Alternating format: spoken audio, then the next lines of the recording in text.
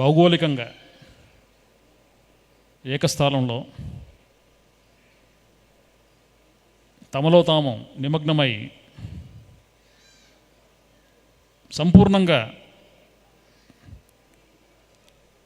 కేంద్రీకృతమై ఉంటారో ఆ సామూహిక కేంద్రీకరణ అన్నది ప్రపంచాన్ని కదిలిచేస్తుంది.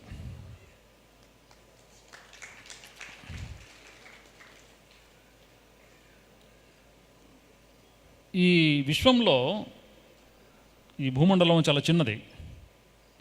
ఈ చిన్న భూమండలంలో ఇంతమంది జనాభా ఉన్నాం, 750 కోట్ల జనాభా.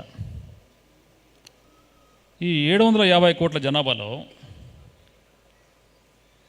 మనిషి కాకుండా మిగతా అంతా ప్రకృతి అంటున్నాం. ఈ ప్రకృతి అనే దాంట్లో మనిషిని తీసి పక్కన పెట్టేశారు. వాస్తవానికి మనుషులతో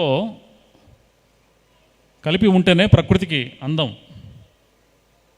ప్రకృతి అనే పదానికి నిర్వచనం కూడా అద్భుతంగా ఉంటుంది మనుషులు కలుపుకుంటే. కానీ ప్రాక్టికల్గా అది చూస్తే ప్రస్తుత ప్రపంచంలో మనిషి కాకుండా ఉన్న అన్ని రకాల మినరల్ కింగ్డమ్ కానీ, ప్లాంట్ కింగ్డమ్ కానీ, యానిమల్ కింగ్డమ్ కానీ, 5 ఎలిమెంట్స్ కానీ, ఇవన్నీ కలిపి ప్రకృతి అంటున్నాం. మనిషి తప్ప. మనిషి సపరేట్ అయిపోయాడు. మనిషి యొక్క స్వార్థం, సంకుటిత ఆలోచనలు, వీటన్నిటి వల్ల ప్రకృతిని విపరీతంగా డ్యామేజ్ చేశాడు. బాహ్య ప్రకృతిని, అంతర్గత ప్రకృతిని కూడా. దీన్ని కూడా ప్రకృతి అంటాం కదా. లోపల ఉన్న చైతన్యం కూడా ప్రకృతే. నేచర్ ఆఫ్ కాన్షియస్నెస్ అంటాం కదా. నేచర్ అంటే 2 అర్థాలు ఉన్నాయి. ఒకటి ప్రకృతి అని అర్థం, ఒకటి స్వభావం అనే అర్థంలో వస్తుంది. సో ప్రకృతి పరంగా, స్వాభావికంగా మనిషి చాలా దూరం అయ్యాడు సత్యానికి. సత్యానికి దూరం అయ్యే కొద్దీ సత్యాన్వేషణ కూడా పెరిగింది, సత్య శోధన కూడా పెరిగింది, సత్య పరిశోధన చాలా ఉధృతమైంది. దాంట్లో భాగంగా అనేక కాలమానాల్లో ప్రపంచంలో అన్ని దేశాల్లోనూ రకరకాల స్థాయిల్లో రకరకాల వ్యక్తులు ఈ యొక్క మూమెంట్స్ తీసుకొస్తూనే వచ్చారు. కొన్ని వేల సంవత్సరాల నుంచి ఎంతోమంది చైతన్యవంతులయ్యారు. తద్వారా ఎన్నో వందల వేల సంవత్సరాల నుంచి, గౌతమ బుద్ధుడి కాలం నుంచి ప్రస్తుత కాలం వరకు తమ శక్తి మేరకు, సామర్థ్యం మేరకు చేయాల్సిందంతా చేసి వెళ్ళిపోతూ ఉండడం జరుగుతోంది. కానీ ప్రస్తుత జనాభాకి, 750 కోట్ల జనాభాకి ఎంతోమంది చైతన్యవంతులు యొక్క జనాభా అవసరం.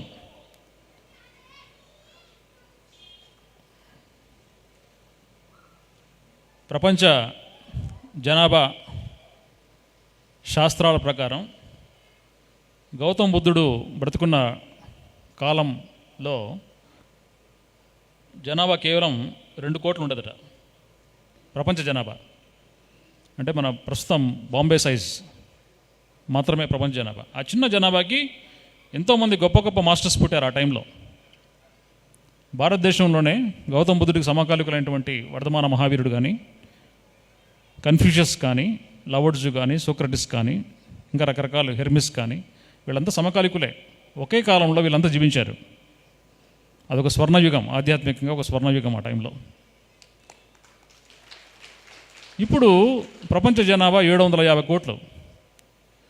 ఎంతమంది బుద్ధులు కావాలి, ఎంతమంది మహావీరులు కావాలి, ఎంతమంది సోక్రటిస్ లవర్డ్జులు కావాలి, ఎంతమంది కన్ఫ్యూషియస్లు కావాలి? మనమే అంతా. ఆ టైంలో వాళ్ళు, ఈ టైంలో మనమే, ఇంకెవరు లేరు ఇక్కడ. క్లాప్స్. మనం ఇంకో గౌతమ బుద్ధుడిలాగా జుట్టు ఇట్లా పెట్టుకొని, ఇంకో సాఫ్రాన్ రోప్స్ పెట్టుకొని కనపడితేనే గౌతమ బుద్ధుడు కాదు. ఇలాగ జీన్స్ ప్యాంట్లు కూడా వస్తుంటారు, ఇలా జీన్స్ ప్యాంట్లు వస్తుంటారు.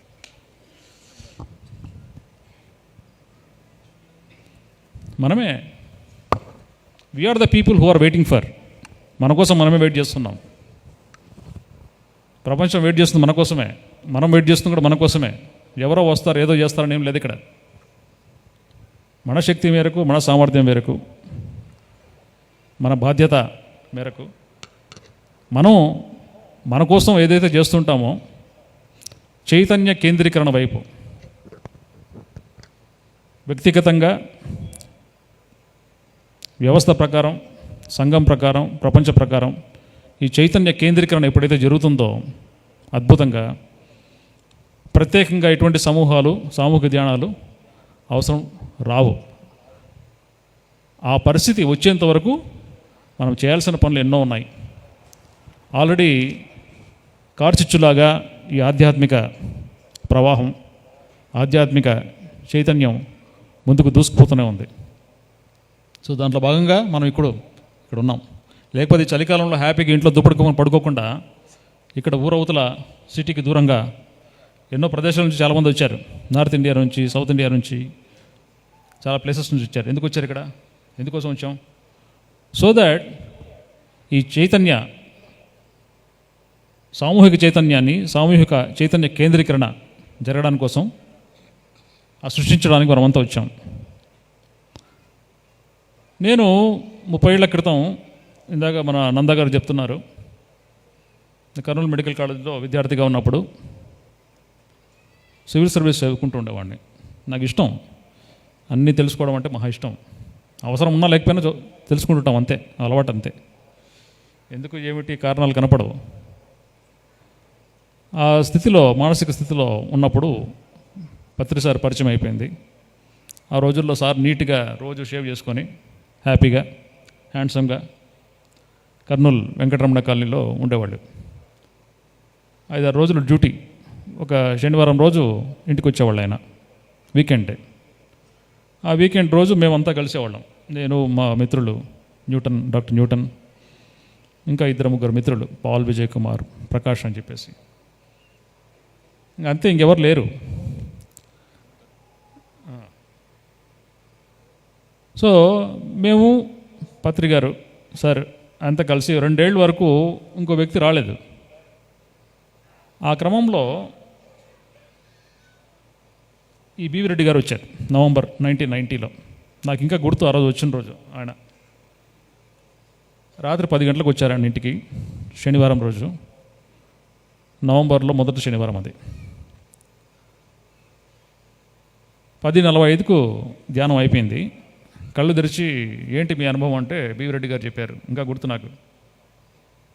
సార్, నాకు 10 గంటలకు పడుకునే అలవాటు ఉంది, చాలా డిసిప్లిన్డ్గా ఉంటాను లైఫ్లో. నేను ఎర్లీ మార్నింగ్ 5కి లేచి నేను మార్నింగ్ వాక్ చేస్తుంటాను. ఈరోజు 10:45 అయింది, ఐఎమ్ ఫీలింగ్ వెరీ ఫ్రెష్. ఇది నా అనుభవం. నాకు నిద్ర రావట్లేదు, చాలా ప్రశాంతంగా ఉంది, అద్భుతంగా ఉంది. ఫస్ట్ సిట్టింగ్ బీవీ రెడ్డి గారిది. సెకండ్ శనివారంలో, సార్ ఏదో ఒకటి చేయాలనుకుంటున్నాను మీకోసం, ఏం చేద్దాం చెప్పండి. వెంటనే తడుముకోకుండా, సార్ పిరమిడ్ కడదామన్నారు. అంతవరకు పిరమిడ్ అనే ఐడియా లేదు అసలు, ఆ సందర్భమే లేదు, దాని గురించి ధ్యాస కానీ డిస్కషన్ కానీ ఏమీ లేదు. ఎలా కట్టాలి పిరమిడ్, ఇంజనీర్స్ ఎవరు, అదేదో 51 degrees అంట కదా, 51 degrees ఎట్లా మెయింటైన్ చేయాలి, ఒక ల్యాండ్ ఉంది నా సినిమా థియేటర్ పక్కన, ఆ ల్యాండ్లో కడదాం, ఐఎమ్ రెడీ అని చెప్పారు ఆయన. ఒక ఆశ్చర్యం, అద్భుతం, అంతే. చూడండి, సింపుల్గా ఏదో యాదృచ్ఛికంగా, కాకతాళీయంగా శనివారం రోజు ఏదో కలిసి వెళ్దాం సరదాగా అని వచ్చిన వ్యక్తి పిరమిడ్ కట్టడానికి ముందుకు రావడం, మెల్లిగా దానికి ఫండ్స్ అవి అన్నీ కావాలి కదా. అప్పుడు మా ఏజ్ 19 years 20 years. మేము అలాగా వాళ్ళతో పాటు కాసేపు తిరిగి సపోర్టివ్, మెల్లిగా అది తయారైంది. 20x20 పిరమిడ్ కర్నూలులో మొట్టమొదటిసారిగా. ఆ తర్వాత ఎవరో ఒక అడ్వకేట్ సంపత్ కుమార్ గారు అని చెప్పేసి, సార్ మీరు మా ఊరికి రండి, మీ ఊరిలోనే ధ్యానం నేర్పించాలా మీరు, మా ఊరిలో కూడా జనాలు ఉన్నారు, మా జనాలకు కూడా నేర్పించండి కొంచెం ధ్యానం అని చెప్పేసి అనేసరికి నా టైము టైట్గా ఉంది అని చెప్పేసి పత్రి సారు ఉద్యోగ విరమణ చేశారు 92లో.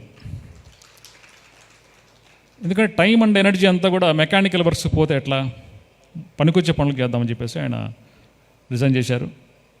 Every Sunday he use to go to Anantapuram. వెంట మేము ఎవరో ఒకరు వెళ్ళేవాళ్ళం.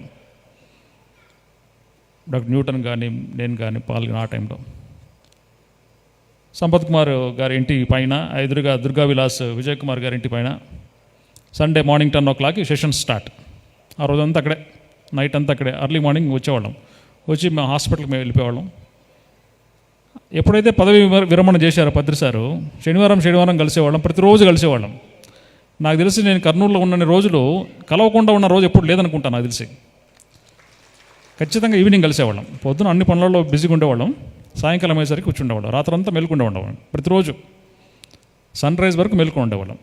నిద్ర ఉండేది, నిద్ర అవసరం కనపడేది కాదు. ఎప్పుడు నాప్సే, లాంగ్ స్లీప్స్ లేవు, నాప్సే, ఓన్లీ షార్ట్ స్లీప్సే, 1/2 hour 1 hour స్లీప్ అలవాటు అయిపోయింది అట్ లైఫ్. పుస్తకాలు ఆయన దగ్గర మంచి మంచి పుస్తకాల కలెక్షన్, అద్భుతమైన పుస్తకాలు. నాకున్న సివిల్ సర్వీస్ ఇంట్రెస్ట్ అటకెక్కింది, పక్కన పెట్టేశాను. ఆ పుస్తకాల కంటే ఈ మెడిటేషన్ పుస్తకాలు బాగా నచ్చేటివి నాకు. రోజు ఒక పుస్తకం చదవకుండా ఉన్న రోజు నాకు తెలిసి లేదు అప్పటి నుంచి ఇప్పటి వరకు. రోజు చదవడమే, ఏదో ఒకటి కొత్తది. ఎంత ఆశ్చర్యమో, అద్భుతమైన పుస్తకాలు. సో ఆయన దగ్గర ఉన్న పుస్తకాలన్నీ అప్పట్లోనే ఖాళీ చేశాను, నేను చదివేశాను. అప్పటి నుంచి కొత్తవన్నీ వచ్చినట్లుగా చేతికి వచ్చినట్వి. సుమారు మీరు ఎన్ని వేల పుస్తకాలు చదివి ఉంటారు సార్? అని దొరికినవన్నీ చదివేశాం.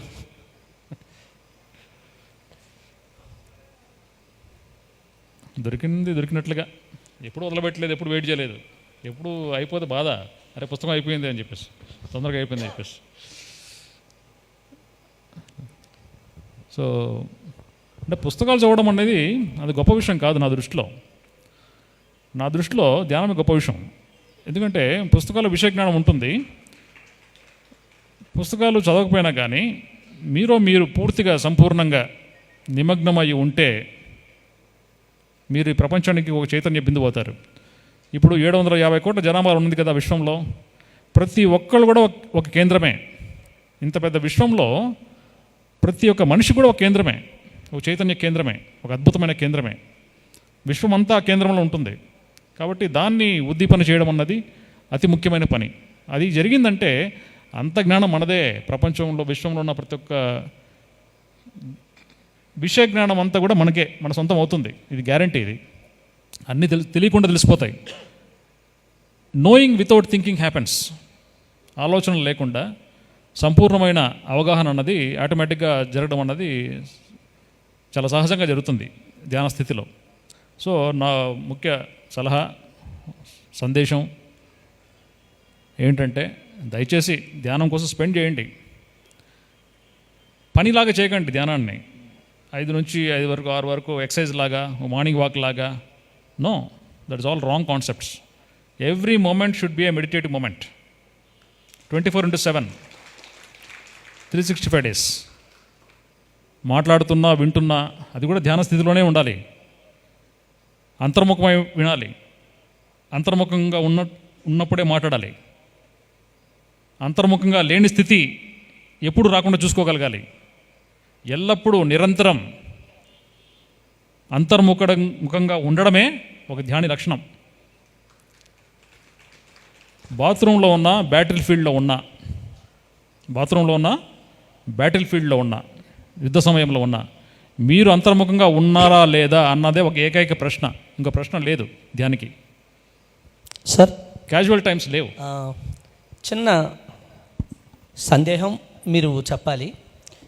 ప్రారంభం నుంచి ఆ ప్రారంభపు రోజుల్లో ఉన్న 5-6 మంది గ్రూప్లో ఉన్న అప్పుడు పత్రిజీతో మీరు చూస్తున్న ఈ మూమెంట్, వారి తపన ఇలా అవుతుంది అని మీరు ఎప్పుడైనా అనుకున్నారా? లేదు మీరు ఎలా అనుకున్నారు?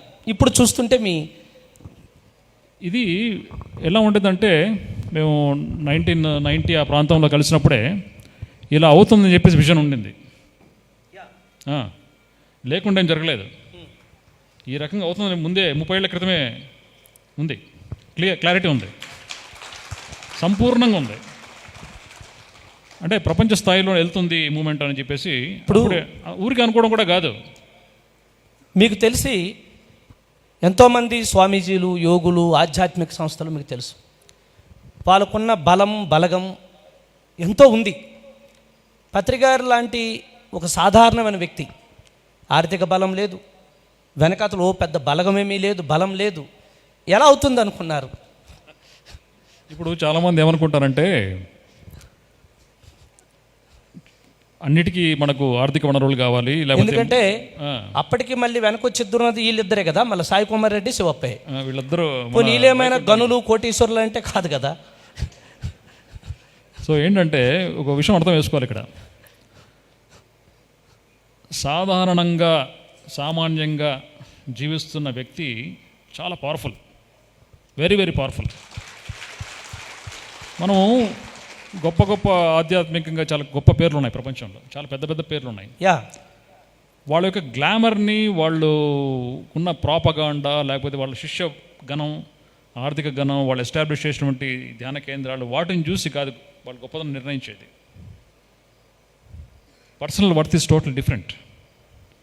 లోపల ఉన్న పెద్ద అగ్నిపర్వతం ఉంది పత్రిసార్లో, అది కనపడుతుందా? కనపడదు. నాలో ఉంది అగ్నిపర్వతం, పెద్ద అగ్నిపర్వతం ఉంది, మీలో కూడా ఉంది, పెద్ద అగ్నిపర్వతం ఉంది. మనం చిన్నోళ్ళం, Powerful. అగ్నిపర్వతం పెద్దది, ఏం చేస్తాం? అదే బలం. సో సామాన్యంగా సాధారణంగా ఉంటాం అనుకుంటాం, కానీ everything is possible with this common people. Nothing is really impossible. ఎందుకంటే ఏ వ్యక్తి గొప్పతనం, ఒక వ్యక్తి గొప్పవాడు అని చెప్పడానికి ఏంటి పాయింటర్స్, ఏంటి ఇండికేటర్స్, ఏంటి గొప్పవాడు అని చెప్పడానికి? వాళ్ళు చేసిన పనుల అచీవ్మెంట్సా? కాదు. వాళ్ళ లోపల ఫైర్ ఇన్ ద బెల్లీ అంటాం. ఇప్పుడు పిరమిడ్ అనే పదం ఉంది. పిరమిడ్ అంటే ఫైర్, మిడిల్, లోపల ఉన్న ఫైర్, అది లోపల ఉండాలి. అదే మనిషి బలం. అది అన్నిటిని తీసుకొచ్చేస్తుంది, మనకు కావాల్సిన అన్ని పట్టుకొచ్చేస్తుంది. పత్రిక గారికి ఫుల్గా ఉంది, వచ్చేసాయి, అన్నీ వచ్చేసాయి. పత్రికారిని మీరు ఒక విద్యార్థి స్థితిలో ఉన్నప్పుడు కలిశారు, వారితో ఆధ్యాత్మిక ప్రయాణం చేశారు, ఇప్పుడు కలుస్తున్నారు. మీకు అనిపించినటువంటి ఆ గొప్ప క్వాలిటీ ఏంటి? యా, ఇప్పుడు ఇది ఖచ్చితంగా నేను పత్రికారి కోసం అందరి గురించి అందరికీ చెప్పాలి అని మీరు పట్టుకున్న పాయింట్ చెప్పాలి. ఓకే, నేను ఇందాక చెప్పినట్టుగా చాలామందికి లోపల చిన్న చిన్న దీపాలు ఉంటాయి, దాని ఎక్కువ కార్చిచ్చు లాంటి అగ్ని కావాలి, అగ్నిపర్వతం లాంటి శక్తి కావాలి లోపల. పత్రిసార్ గొప్పతనం ఏంటంటే ఆయన జ్ఞానము కాదు, ఆయన ధ్యానము కాదు, ఆయన లోపల ఉన్న ఫైర్, అదే ఆయన గొప్పతనం. ఈ ధ్యానము జ్ఞానం సెకండరీ, అన్నీ సెకండరీయే. ప్రైమరీ థింగ్ ఏంటంటే ఆయన లోపల ఫైర్ ఇన్ ద బెల్లీ. ఖచ్చితంగా సాధించాలి, అవుతుంది అని పూర్తి స్థాయి నమ్మకం తన మీద తనకి, వేరే వాళ్ళ మీద కాదు, తన మీద తన నమ్మకం. అది ఎప్పుడు వస్తుంది? ఆ కాన్ఫిడెన్స్ కన్విక్షన్తో వస్తుంది. కన్విక్షన్ అంటే తెలుగులో కరెక్ట్ పదం ఏంటి? కన్విక్షన్ అంటే తెలుగులో పదం ఎగ్జాక్ట్ వర్డ్ శివప. కొన్ని ఇంగ్లీష్ పదాలకు తెలుగు ఉండదు, కొన్ని తెలుగు పదాలకు ఇంగ్లీష్ కన్విక్షన్ ఉండదు. అర్థమైపోయింది కదా, అంతే. Conviction, conviction. చాలా మంది సట్ అంటారు, సట్ అంటే తెలుగు కాదు అది. అలాగే అర్థమైపోయింది కదా, అంతే. అర్థమైంది కదా, అంటే మనకు అర్థమైన కాకుండా వాళ్ళందరికీ అర్థమైంది. అర్థమైనట్లు లెక్క, అంతే. So clarity, confident, clarity, full clarity ఉంది దానికి, ఏం చేయాలని చెప్పి స్పష్టత, స్పష్టత, సంపూర్ణ స్పష్టత. అది ఎప్పుడు వస్తుందంటే ఏం ఆలోచనలు ఉండవు ఇంకా మైండ్లో, ఓన్లీ ఫైరే, అంతే. ఒక చైతన్య కేంద్రీకరణ, చైతన్యమైన మైండ్ లేదు, ఓన్లీ సోల్. సంపూర్ణంగా ఎప్పుడు ఆ సోల్ స్టేట్లో ఉండడమే గొప్పదనం, మనిషి గొప్పదనం. సార్, ఒక డాక్టర్గా మీరు వైద్య విద్యను అభ్యసిస్తున్నప్పుడు మీరు బాగా నమ్మేది శరీరము, కిడ్నీలు, గుండె, ఇదంతా ఉంటుంది కదా, మీ స్టడీ అంతా దాని మీదే కదా. మరొక పక్కన మీకు పత్రికారు సోలు థర్డ్ ఐ అని చెప్తుంటే మీకు ఎలా అనిపించేది? నాకు నా వరకు అనిపించేది కదా, ఎందుకంటే నాకు చిన్నప్పటి నుంచి అన్ని అనుభవాలు చాలా వచ్చాయి. మీకు అదే నా పరిస్థితి? Case different. డిఫరెంట్ అంటే ఇట్లా చాలామంది ఉన్నారు, అవన్నీ వచ్చాయి. అయితే ఆయన వచ్చిన తర్వాత రాజముద్ర పడిపోయింది. వీటికి పేర్లు ఉన్నాయి, వీటిని థర్డ్ ఐ అంటారు, వీటిని యాస్ట్రల్ ట్రావెల్ అంటారు, వీటిని ఓవర్సల్ కాంటాక్ట్స్ అంటారు, ఈ పాస్ట్ లైఫ్ ఎక్స్పీరియన్స్ అంటారు అని చెప్పేసి తెలియడం జరిగింది. నేను 30 ఏళ్ల క్రితం తర్వాత ఇప్పుడు ఈరోజు ప్రతిసారి కలిశాను, అంటే మధ్యలో కలవలేదని కాదు. మైక్ కొంచెం దగ్గర పెట్టుకోండి సార్. అయితే నేను గత 6 నెలలుగా ఒక పెద్ద కార్యక్రమంలో, ఆధ్యాత్మిక కార్యక్రమంలో చాలా బిజీగా వరల్డ్ పార్లమెంట్ ఆన్ స్పిరిచువాలిటీ గురించి చేస్తూ వచ్చాను. ఒక 170 దేశాల వాళ్ళు ఈ వేదిక మీదకి తీసుకొచ్చాం అనమాట. నిన్న కాక మొన్న 48 అవర్స్ బ్యాక్ అయిపోయింది పని. నిన్న ఫ్రీ అయ్యాను. సో రేపు I want to take a break, vacation వెళ్దామని చెప్పేసి ప్లాన్ చేస్తూ ఈరోజు సార్ని కలిసి వెళ్దామని చెప్పి వచ్చాను. కలిసిన తర్వాత నేను అడిగింది ఏంటంటే, సార్ మీరు చాలా చేశారు కదా, చేయాల్సింది ఏమైనా ఉందా అని అడిగాను. అన్ఫినిష్డ్ బిజినెస్ మీరు చేయాలని అనుకుంటూ చేయకుండా ఉన్నది ఏమైనా ఉందా అని అడిగాను ఇందాక. ఏం లేదు, అన్నీ చేశాను నేను అన్నాడు. అన్నీ చేస్తూనే ఉన్నా అని చెప్పాడు. అంటే ఓ సంపూర్ణంగా అంతర్ముఖంగా మనం ఎప్పుడైతే ఉంటామో చేయకుండా ఉండడం అంటూ ఉండదు. ఏది అన్నీ చేస్తూనే ఉంటాం. నిద్రపోయినా కానీ నిద్రలో కూడా ఆ చైతన్య శక్తి ఉద్దీపన జరుగుతూనే ఉంటుంది, కేంద్రీకరణ జరుగుతూనే ఉంటుంది. హయ్యర్ కాన్షియస్నెస్ కనెక్టివిటీ ఎప్పుడూ ఉంటుంది. కాబట్టి 24/7 ఏ వ్యక్తి అయితే అంతర్ముఖంగా ఉండగలుగుతాడో అతను ఒక్కడే మాస్టర్. ఇది నేను గంట సేపు చేశానండి, 20 సంవత్సరాలు చేశాను, 20 జన్మలను చేస్తున్నట్లు లాభం లేదు. 24/7 ఉండు, ఇప్పుడు ఉండు. What is your status now whether your consciousness is internalised or not. మీ చైతన్యం అంతర్ముఖంగా ఉందా లేదా? అంతర్ముఖంగా ఉంది, ఎస్ యు ఆర్ రైట్. నేను చిన్న ఎగ్జాంపుల్ చెప్తాను. మనకు అందరికీ గౌతమ బుద్ధుడు అంటే ఇష్టం కదా. ధ్యానానికి ప్రతీక అయిపోయాడు ఆయన.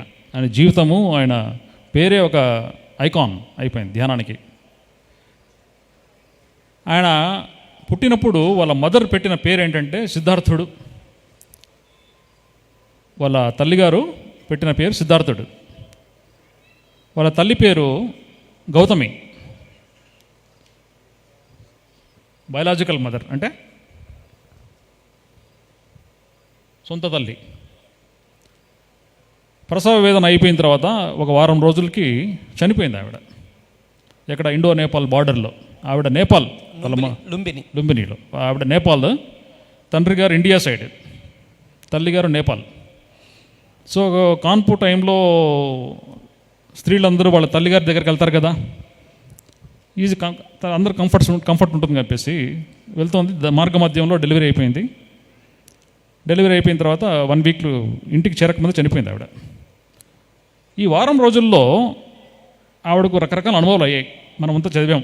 ఐరావతం తన గర్భంలోకి వచ్చినట్లుగా చాలా ఉంది, పెద్ద స్టోరీ అది. అయితే ఆ బాబుకు పేరు పెట్టింది ఆవిడ, సిద్ధార్థుడు అని పేరు పెట్టింది. ఆ రోజుల్లో రాజులకు అనేక మంది భార్యలు ఉండడం వల్ల తండ్రి పేరు వెనకాలకు వచ్చేది కాదు, తల్లి పేరు వస్తుంది. గౌతమిపుత్ర శాతకర్ణిలాగా. సో ఈయన కూడా తల్లి పేరు సిద్ధార్థ గౌతముడు అని పేరు ఎందుకు వచ్చిందంటే, ఆ గౌతముడు తల్లి పేరు కాబట్టి ఆ తల్లి పేరు తన వెనకాల వచ్చింది, సిద్ధార్థ గౌతమ అని పేరు. సిద్ధార్థుడు అని పేరు ఎందుకు పెట్టిందంటే ఆవిడ పాలి భాషలో, ప్రాకృత భాషలో సిద్ధార్థ అంటే అర్థం సిద్ధిని పొందినవాడు అని అర్థం. అంటే అచీవర్, సాధించగలిగేవాడు. మా కొడుకు ఈ భూమండలంలో అన్ని విద్యల్ని, అన్ని విషయాల్ని సాధించగలిగేవాడు కావాలి అనే కోరికతో తన కుమారుడికి ఆ పేరు పెట్టడం జరిగింది. తండ్రి శుద్ధోధనుడు. ఆ టైంలో ఆస్ట్రాలజర్స్ ఇన్ఫ్లుయెన్స్ చాలా భయంకరంగా ఉండేది. ఈ అబ్బాయి అయితే గొప్ప రాజు అవుతాడు, లేకపోతే సన్యాసి అవుతాడు అని చెప్పేసరికి భయపడిపోయి ఆయన ఆ వృద్ధాప్య ఛాయలు కానీ సిక్నెస్ అనేది దగ్గర రానికుండా అద్భుతమైన లగ్జరీస్లో అంతఃపురంలో పెరగడం జరిగింది. కానీ లోపల ఉన్న చైతన్యం ఆగుతుందా? ఆగదు కదా. అది బ్రేక్ త్రూ, ఎక్కడో వే కనిపెట్టేస్తుంది న్యాచురల్గా. సో ఆయనకి న్యాచురల్గా తన 3వ దశకంలో జరిగింది. ఇంట్లో నుంచి బయటకు వచ్చేసాడు. 6 సంవత్సరాలు ఆయన గొప్ప మాస్టర్ అంటే ఆయన దగ్గరికి, ఈయన గొప్ప మాస్టర్ అంటే ఈయన దగ్గరికి, ఎవరు గొప్ప మాస్టర్ అంటే ఆయన దగ్గరికి వెళ్ళడం జరిగింది. చెప్పండి, ఏదైనా అభ్యాసం చేయడానికి ఏదైనా విద్య చెప్పండి అని చెప్పేసి. గౌతమ బుద్ధుడికి అనేక మంది గురువులు ఉన్నారు. ఆయన గురువుల గురించి ఎవరికి చాలామందికి తెలియకపోవచ్చు. చాలా గొప్ప గురువులు ఉన్నారు ఆయన కూడా. ఉద్దక రామపుత్ర, ఆలార కలామ, ఇద్దరు గొప్ప గురువులు ఉన్నారు ఆయనకి. ఆ పేర్లు కాలగర్భంలో కలిసిపోయి ఉండొచ్చు కాక, బట్ చాలా విషయాలు వాళ్ళిద్దరి దగ్గర నేర్చుకున్నాడు ఆయన. నేర్చుకున్న తర్వాత పనికి రావడం లేదు, ఇంకా ఏదో వెలితి, ఆ సంపూర్ణత లోపించింది, ఇంకా ఎక్కడో హ్యాపీనెస్ లేదు. 5 మంది ఫ్రెండ్స్ ఉన్నారు ఆయనకి, కలిసి తిరిగేవాళ్ళు. సో వాళ్ళందరినీ వదిలేసి నాకు ఈ బుద్ధత్వ స్థితి వద్దు, ఏమొద్దు అని చెప్పేసి సారనాథ్ నుంచి బయాకి నడుచుకుంటూ వెళ్ళిపోయాడు, గయాకి, బుద్ధ గయాకి. ఇంకా ఆయనకి స్పిరిచువాలిటీ అంటే ఇంట్రెస్ట్ పోయింది అని చెప్పేసి వీళ్ళ ఫ్రెండ్స్ కూడా ఇక్కడ సారనాథ్లో ఉండిపోయారు. ఆయన అలసిపోయి సొలసిపోయి ఒక చెట్టు కింద కూర్చుంటే ఒక ఆవిడ పాయసం అందించింది, సుజాత ఆవిడ. ఆ పాయసం దాకా అలసిపోయి హ్యాపీగా రిలాక్స్గా అయిపోయాడు. డెసిషన్ తీసుకున్నాడు, నాకు ఏ బుద్ధత్వ స్థితి వద్దు, నాకు ఏ ఎన్లైటన్మెంట్ వద్దు, I want be common man అన్నారు కదా, కామన్ మ్యాన్ అని చెప్పేసి. I want be simple common man. బుద్ధత్వ స్థితి కోసం బయటకు వచ్చాడు ఆయన, కానీ కామన్ మ్యాన్గా ఉండాలని డిసైడ్ అయిపోయాడు. ఆ కామన్ మ్యాన్గా ఉండాలి, నాకు ఏ కోరిక వద్దు అనే దశలో పుట్టింది బుద్ధత్వం. అది గొప్ప సంగతి. ఆ వాంఛ ఏదైతే ఉందో, ఇది కావాలి అనే కోరిక, వాంఛ ఏదైతే అది కూడా గ్రావిటేషనల్ ఫోర్సే, కిందికి లాగేస్తే ఫోర్సే అది. Don't aim for all this enlightenments. Focus about your centredness, focus about your internalisation. మీ అంతర్ముఖత్వం మీదనే ఫోకస్ ఉండాలి, ఇంకా దేని మీద ఫోకస్ అవసరం లేదు. 24/7 7 వీక్స్ ఆ చెట్టు కింద అట్లా కూర్చున్నాడు ఆయన, 49 days. కళ్ళు తెరిచితే మనుషులు ఎవరు లేరు. అప్పుడు సిద్ధార్థుడు నుంచి బుద్ధుడు అయ్యాడు ఆయన. అంటే అచీవర్ నుంచి అటైనర్ అయ్యాడు. సాధించాలి అనే గుణం నుంచి బయటపడి అట్యూన్ అచీవర్ అనే గుణం నుంచి అటైన్మెంట్ అంటే ఏంటి తెలుగులో? అటైన్మెంట్ అర్థమైపోయింది కదా, అంతే, అర్థమైపోయింది, భాషలో పర్లేదు. సో డాక్టర్ యుగంధర్ గారి విట్నెసెస్ సరిగ్గా పదం పెట్టుకున్నందుకు, ఆనాడు గౌతమ బుద్ధుడు ఎటువంటి సాక్షిభూత స్థితుల్ని అనుభవించాడో ఖచ్చితంగా ప్రతి మాస్టరు లగేజ్ వదిలితే తను ఎంత గొప్పడో అర్థమవుతుంది.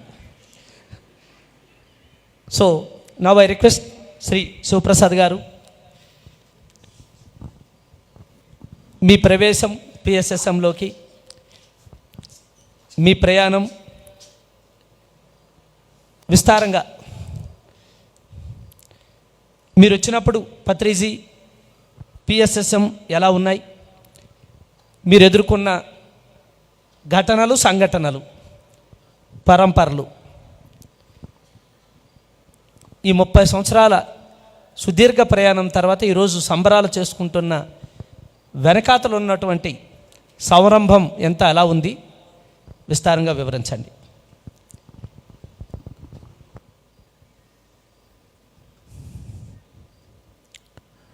ఇప్పుడు ఈ రోజుల్లో ధ్యాన ప్రచారం చేయడం అంటే గోదావరి కట్టిన వాటర్ బాటిల్ అమ్ముకోవడం లాంటిది. గోదావరిలో నీళ్ళు ఉంటాయి కదా, పక్కన వాటర్ బాటిల్ అమ్ముకోవాల్సిన అవసరం ఏముంటుంది? ఈరోజు ధ్యాన ప్రచారం అంటే అంత సులభం, ఈజీ. ధ్యానం అంటే వినే మనుషులు కరువున్న రోజులు అవి.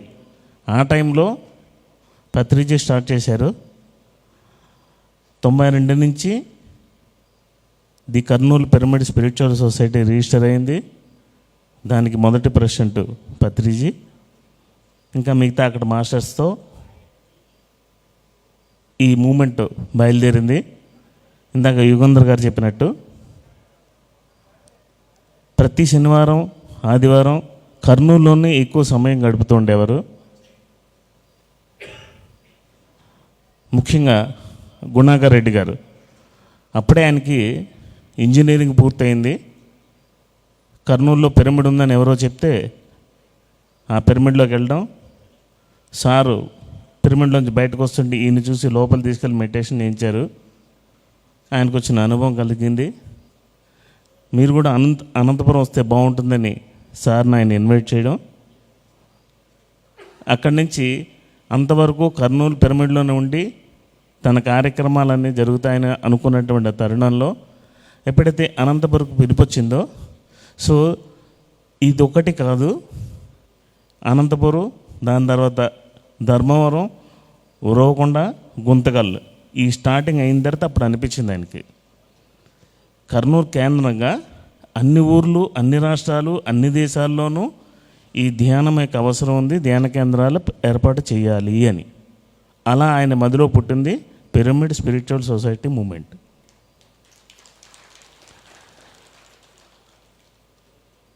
సో 1995లో నాకు ఉండేటువంటి మిత్రులతో పరిచయం వల్ల వాళ్ళు ధ్యానం గురించి నాకు చెప్పారు. 2 రోజులు 3 రోజులు నేను ధ్యానం చేసిన తర్వాతే పత్రిజీ దగ్గరికి వెళ్ళాను. అప్పుడు నాకు ఆర్థిక సమస్యలు లేవు, ఆరోగ్య సమస్యలు లేవు, ఏ సమస్యలు లేవు. సో సర్చ్ ఆఫ్ గాడ్, దేవుడి గురించి తెలుసుకోవాలి. ఈ నేపథ్యంలో వచ్చిన వ్యక్తి ఏం చెప్పాడంటే, ధ్యానం చేస్తే ఆ దేవుడే మీ ఇంటికి వస్తాడు అని చెప్పాడు. సరే కదా అని ధ్యానం మొదలుపెట్టాం. 2 రోజులు 3 రోజులు పూర్తయింది. 4వ రోజు ఆదివారం, అప్పుడు కర్నూలు నుంచి అనంతపురంకి ప్రతి ఆదివారం వచ్చేవారు సార్. సాయంత్రం 6 గంటలకి అనంతపురంలో క్లాస్ ఉండేది, అది కూడా మా ఆఫీస్ ఎదురకుండా. ఆయన ఎవరో నాకు తెలియదు, ఎలా ఉంటారో నేను ఊహించలేదు. నేను వెళ్ళేసరికి ఆ ధ్యాన కేంద్రం మా ఆఫీస్ ఎదురకుండానే ఉంది. ఇప్పుడు కూడా సుభాష్ రోడ్లో పిరమిడ్ ధ్యాన కేంద్రం అని ఉంటుంది. చిన్న రూము పైన ఒక 12 మందో 14 మందో కూర్చున్నారు. ఈయన గోడకు అనుకుని ప్యాంట్ వేసుకున్నారు, ఒక జుబ్బా వేసుకున్నారు, చిన్నగా గడ్డ ఉంది, ఒళ్ళో ఫ్లూట్ పెట్టుకున్నారు, నెత్తి మీద ముస్లిం టోపీ పెట్టుకున్నారు. ఫస్ట్ చూడంగానే వెళ్ళండి నన్ను పంపించారు. వెళ్ళంగానే అక్కడ గడప ఉంది, గడప మీద కూర్చోబోతుంటే ఇలా చిటికేసి ఇలా లే అన్నారు. నేనేం తెలియదు కదా అని పక్కన పిలిచి మిమ్మల్ని పిలుస్తున్నారు, నేనే అని మళ్ళీ నన్ను పిలిచారు. పిలిచి ఆయన పక్కన ఉన్న ఆయన తోసి నన్ను కూర్చోబెట్టుకున్నారు. ఆ రోజు నుంచి ఈ రోజు వరకు ఆయన పక్కన నన్ను కూర్చోబెట్టుకున్నారు. ఇది నా పత్రికారితో పరిచయం. అప్పటికి నేను అనంతపురంలో ఏరియా మేనేజర్గా ఉదయం కంపెనీలో పనిచేస్తున్నా.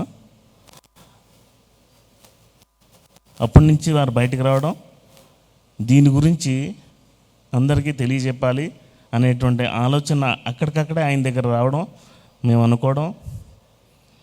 దాని తర్వాత నాకు తిరుపతి ట్రాన్స్ఫర్ అవ్వడం. ఆ తిరుపతి ట్రాన్స్ఫర్ అవ్వడానికి ముందు ప్రతిరోజు చాలా డిస్కషన్ ఉండేవి. అప్పుడు రంగా అక్కడే ఉండేవాడు, ఇప్పుడు హైదరాబాద్లో ఉన్నాడు. వీటి అంటే వి శ్రీనివాస్, వీటి అని ఎందుకంటామంటే ఆయన వీనస్ ప్లానెట్కి వెళ్ళొచ్చేవాడు. వీటి, యోగానంద, రమణయ్య, ఈ మాస్టర్ల గుణాకరు వీళ్ళందరూ ఉండేవారు. రోజు ఇవే చర్చలు, ఒకటి మీద ఒకటికి నమ్మకం ఉండేది కాదు. నేను ఏదైనా చూసి వచ్చాను అంటే వీడేదో కోతలకు వస్తున్నాడని ఆయన మళ్ళీ మెడిటేషన్లో కూర్చుని వీడు చూసింది కరెక్టా కాదని చెక్ చేసుకునే అంత సాధనలు ఉండేవి అప్పట్లో. అలాంటి ఎక్స్పెరిమెంట్లో యుగంధర్ చాలా సిద్ధహస్తుడు. థాట్ పవర్తో అవన్నీ తీయడం, అప్పట్లో వీళ్ళు చేసిన పరిశోధనలు చాలా ఉన్నాయి. సో అప్పుడు పత్రిజీ ఒక 2 నెలలు 3 నెలల తర్వాత నాకు తిరుపతికి బదిలీ చేశారు. నేను తిరుపతికి వెళ్ళిన తర్వాత సార్ తిరుపతిలోనే ఉన్నారు. ఆయన్ని కలవడం, ఆ కార్యక్రమాల్లో పాల్గొని 1 నెలేమో వర్క్ చేశాను. దాని తర్వాత ఒక బుక్ కరెక్షన్ చేస్తూ చదువుకుంటున్నారు. అప్పుడు బయటికి పిలిచి, మనకు ఉద్యోగాలు అవసరం లేదు, మనం దీనికోసం వచ్చాం, దిస్ ఈజ్ అవర్ మిషన్. నేను హ్యాపీగా ఉన్నానా లేదా అన్నారు. చాలా హ్యాపీగా, నువ్వు కూడా హ్యాపీగా ఉంటావు, లీవ్ ఇట్ ద జాబ్ అన్నారు. వదిలేస్తాను. ఇంకక్కడి నుంచి ఆయనతో తిరగడం మొదలుపెట్టాం. ఎక్కడికి వెళ్తే అక్కడికి వెళ్ళడం, ఆయనకు కావాల్సినటువంటి అన్నీ చూసుకోవడం. అప్పుడు మేడం గారు చిన్న పిల్లలు, వాడు చదువులు అంతా హైదరాబాద్లో అత్తగారిని చూసుకోవడం, ఆ బాధ్యతలు ఎక్కువ ఉండేవారు. తీరిక సమయాల్లో కర్నూలు వచ్చినప్పుడంతా కర్నూలు ఉండి, కర్నూలు పిరమిడ్ అంతా ఆవిడ చూసుకునేవారు. మేము బయట తిరుగుతూ ఉండేవాళ్ళం. ఎక్కడికైనా ధ్యానానికి వెళ్తే ఎలా ఉండేదంటే అందరినీ పోగేసి కూర్చోబెట్టి, కర్నూలు నుంచి స్వామీజీ వచ్చారు, ధ్యానం నేర్పిస్తారు, మీ జీవితాలు మారిపోతాయని అందరినీ పోగేసి కూర్చోబెడితే సార్ మాట్లాడిన తర్వాత 3-4 మిగిలేవారు. అందుకే అన్న, అప్పుడు ధ్యాన ప్రచారానికి ఇప్పుడు ధ్యాన ప్రచారానికి చాలా డిఫరెన్స్ ఉందని. అలా తిరుగుతూ ఉంటే ప్రధానంగా కర్నూలు, అనంతపురం, ధర్మవరం, ఉరవకొండ, గుంతకల్లు, తిరుపతి. ఒకసారి డాక్టర్ జీకే ఈ డాక్టర్ బృందంలో వచ్చారు. ఆయన వైజాగ్ తీసుకెళ్ళాలని సార్ని తీసుకెళ్తుంటే ఆ ట్రైన్లో వెళ్తుంటే ఆ కిటికీ దగ్గర కూర్చొని అన్ని ఊర్లలో ట్రైన్ ఆగుతున్నప్పుడు చూస్తూ ఉండేవారు.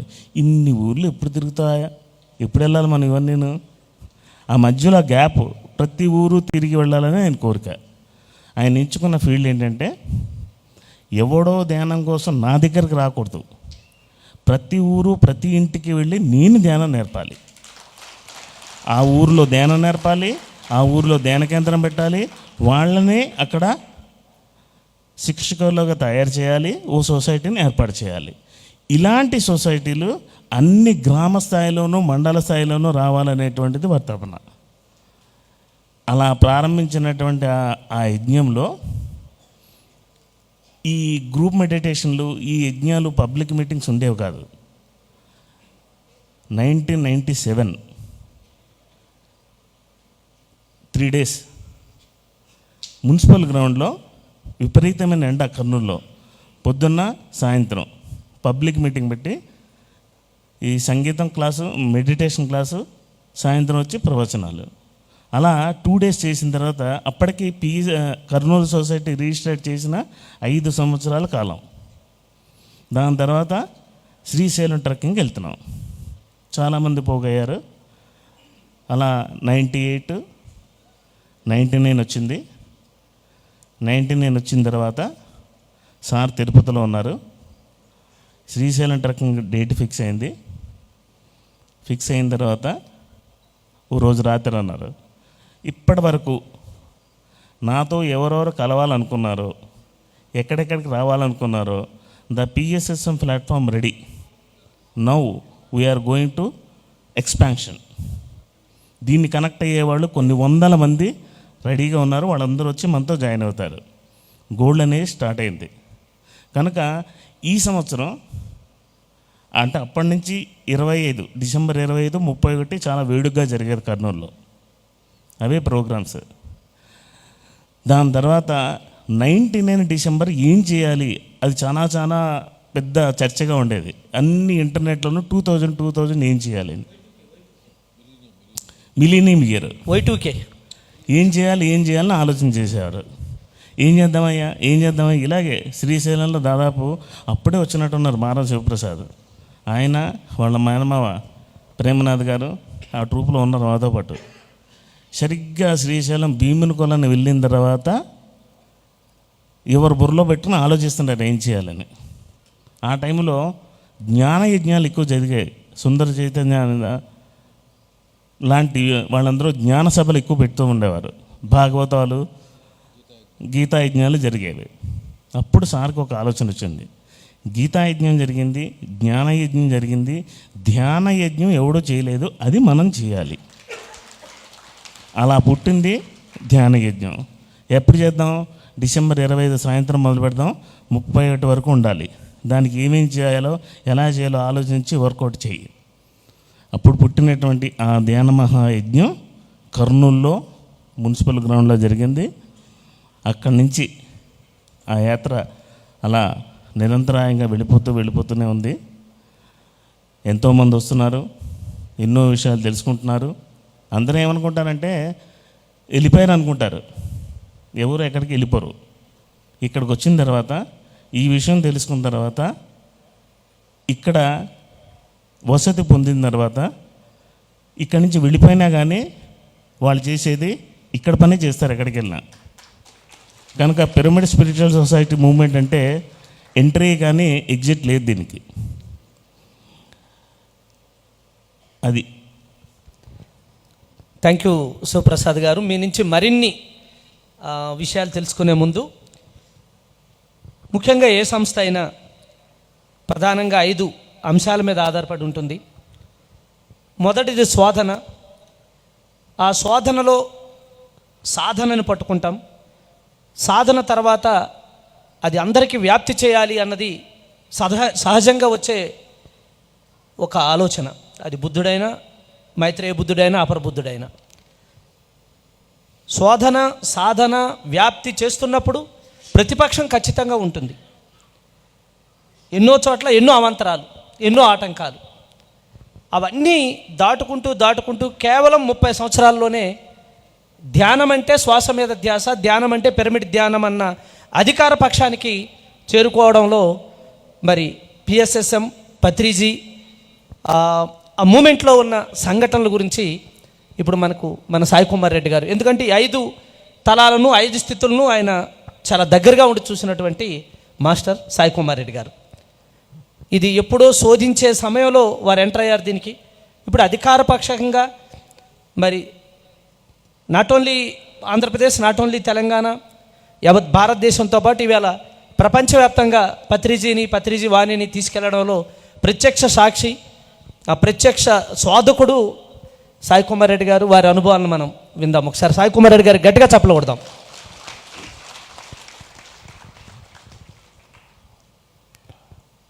Thank you Nanda, thank you Yugandhar sir, Sivaprasad and Satyanarayanamurthy sir. గొప్ప సాహసమే పిఎస్ఎస్ఎం మూమెంట్. 30 years గురించి చెప్పాలంటే మాకిచ్చిన ఈ 30 నిమిషాలు సరిపోకపోవచ్చు. 2 గంటలు అంటున్నారు, సరిపోకపోవచ్చు. మన ఈ మధ్యనే నవకాంత చెప్పాను, డైరెక్టర్ పిఎస్ఎస్ఎం మీడియాకు, ఒక 52 ఎపిసోడ్లు చేయొచ్చు వారానికి ఒకటి. అంత ఎస్టాబ్లిష్మెంట్ పిఎస్ఎస్ఎం ఉంది. ఇది ఫస్ట్ ఎపిసోడ్. ఎస్. సో నేనేమి సత్య అన్వేషకుడిని కాదు. శివప్రసాద్ గారు చెప్పారు, ఆర్థికంగా ఆరోగ్యంగా నేను బాగున్నాను. మన యుగంధర్ సార్ చెప్పారు, excellent brilliant student, he was a state rank holder. Nagarjuna సాగర్లో స్కూల్లో చదివేవాడు, రెసిడెన్షియల్ స్కూల్లో. అండ్ చక్రధర్ వాళ్ళ పేర్లు, వాళ్ళ బ్రదర్ పేరు, వాళ్ళు మాస్టర్స్, అప్పుడు సీనియర్ మాస్టర్స్. అన్నామలై అనే ఒక మిత్రుడు ఉన్నాడు తిరుపతిలో, ఈజ్ ఎ సీనియర్ కోర్టులో ఎంప్లాయీ. ఆయన సహచర్యంలో, అంటే మా ఇద్దరికి ఒక ప్లాట్ ఉండేది, ఏ గ్రూప్ ఆఫ్ 20 మందికి. ఆ 20 మంది వాళ్ళు మెడిటేటర్స్ కాదు, ఈయన ఒక్కడే అన్నామలై మెడిటేటర్. 1996 అక్టోబర్లో జరిగిన సంఘటన ఇది.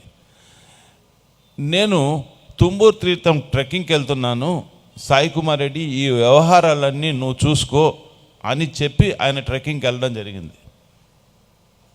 అప్పుడే నాకు ఈ ధ్యాన పరిచయం. పత్రి సారు, పిరమిడ్ స్పిరిచువల్ సొసైటీ, దీని గురించి నాకేం చెప్పలేదు అతను. ఒకటే చెప్పాడు, ధ్యానం చేస్తే ఆరోగ్యం వస్తుంది, ధ్యానం వల్ల మానసికమైన ప్రశాంతత వస్తుంది అని చెప్పడం జరిగింది. అంతవరకు నాకు ఆ 2 లేవు, ఆరోగ్యము లేదు, మానసిక ప్రశాంతత లేదు. ఆర్థికంగా నేనేం చితికిపోలేదు, ఆర్థికంగా బాగానే ఉన్నాం. కానీ అదే ఆలోచనలు రిపీటెడ్గా. దీనివల్ల నేను దేనిపైన ఫోకస్గా, ఏ పనిపైన శ్రద్ధ ఉండేది కాదు. ఈ సమయంలోనే నాకు అన్నామలై రావడం, మెడిటేషన్ గురించి చెప్పడం, తిరుపతి పిరమిడ్ స్పిరిచువల్ సొసైటీ మూమెంట్తో మన రఘురామ్ గారు ఉన్నారు, కంచి రఘురామ్, వాళ్ళ పరిచయం ఏర్పడడం, అలా 1996లో రావడం జరిగింది. ఫస్ట్ టైం పత్రి సార్ను నేను 19 నవంబర్లో కలిశాను, 96లోనే భీమాస్ హోటల్లో. మరి బ్యాక్ బెంచర్స్, మొదటి నుంచి బ్యాక్ బెంచర్లే. వెనకాల నిల్చుకోవాలంటే రమ్మన్నాడు నన్ను, ఇలా రా అన్నాడు. ఎందుకు వచ్చావు అన్నాడు. ఎందుకు వచ్చాను చెప్పాను, ఇది ఇలా ఇలా జరిగింది, ఇలా నా సంఘటనలన్నీ చెప్పుకుంటూ వచ్చాక, పోతే పోయింది వెదవ డబ్బు నాతో వచ్చాయన్నాడు. That was the first call from Patri sir. అప్పటి వరకు ఉన్న అవగాహన ఏంటంటే, ఒక గురువో ఒక స్వామీజీనో వాళ్ళ కళ్ళు మన పైన పడినా, వాళ్ళు మనల్ని ఆశీర్వదించినా, మనకు ఆరోగ్యం కానీ మన పోగొట్టుకునేదాని అన్నీ తిరిగి వస్తాయనేది ఒక ఆలోచన ఉండేది. కానీ సార్ అలా చెప్పడం లేదు. పోతే పోయింది వెదవ డబ్బు నువ్వు నాతో వచ్చాయన్నాడు. నాకు అంతకంటే ఏం దారి లేదు. సరే పదామని బయలుదేరాను. అలా సార్తో పరిచయం. 97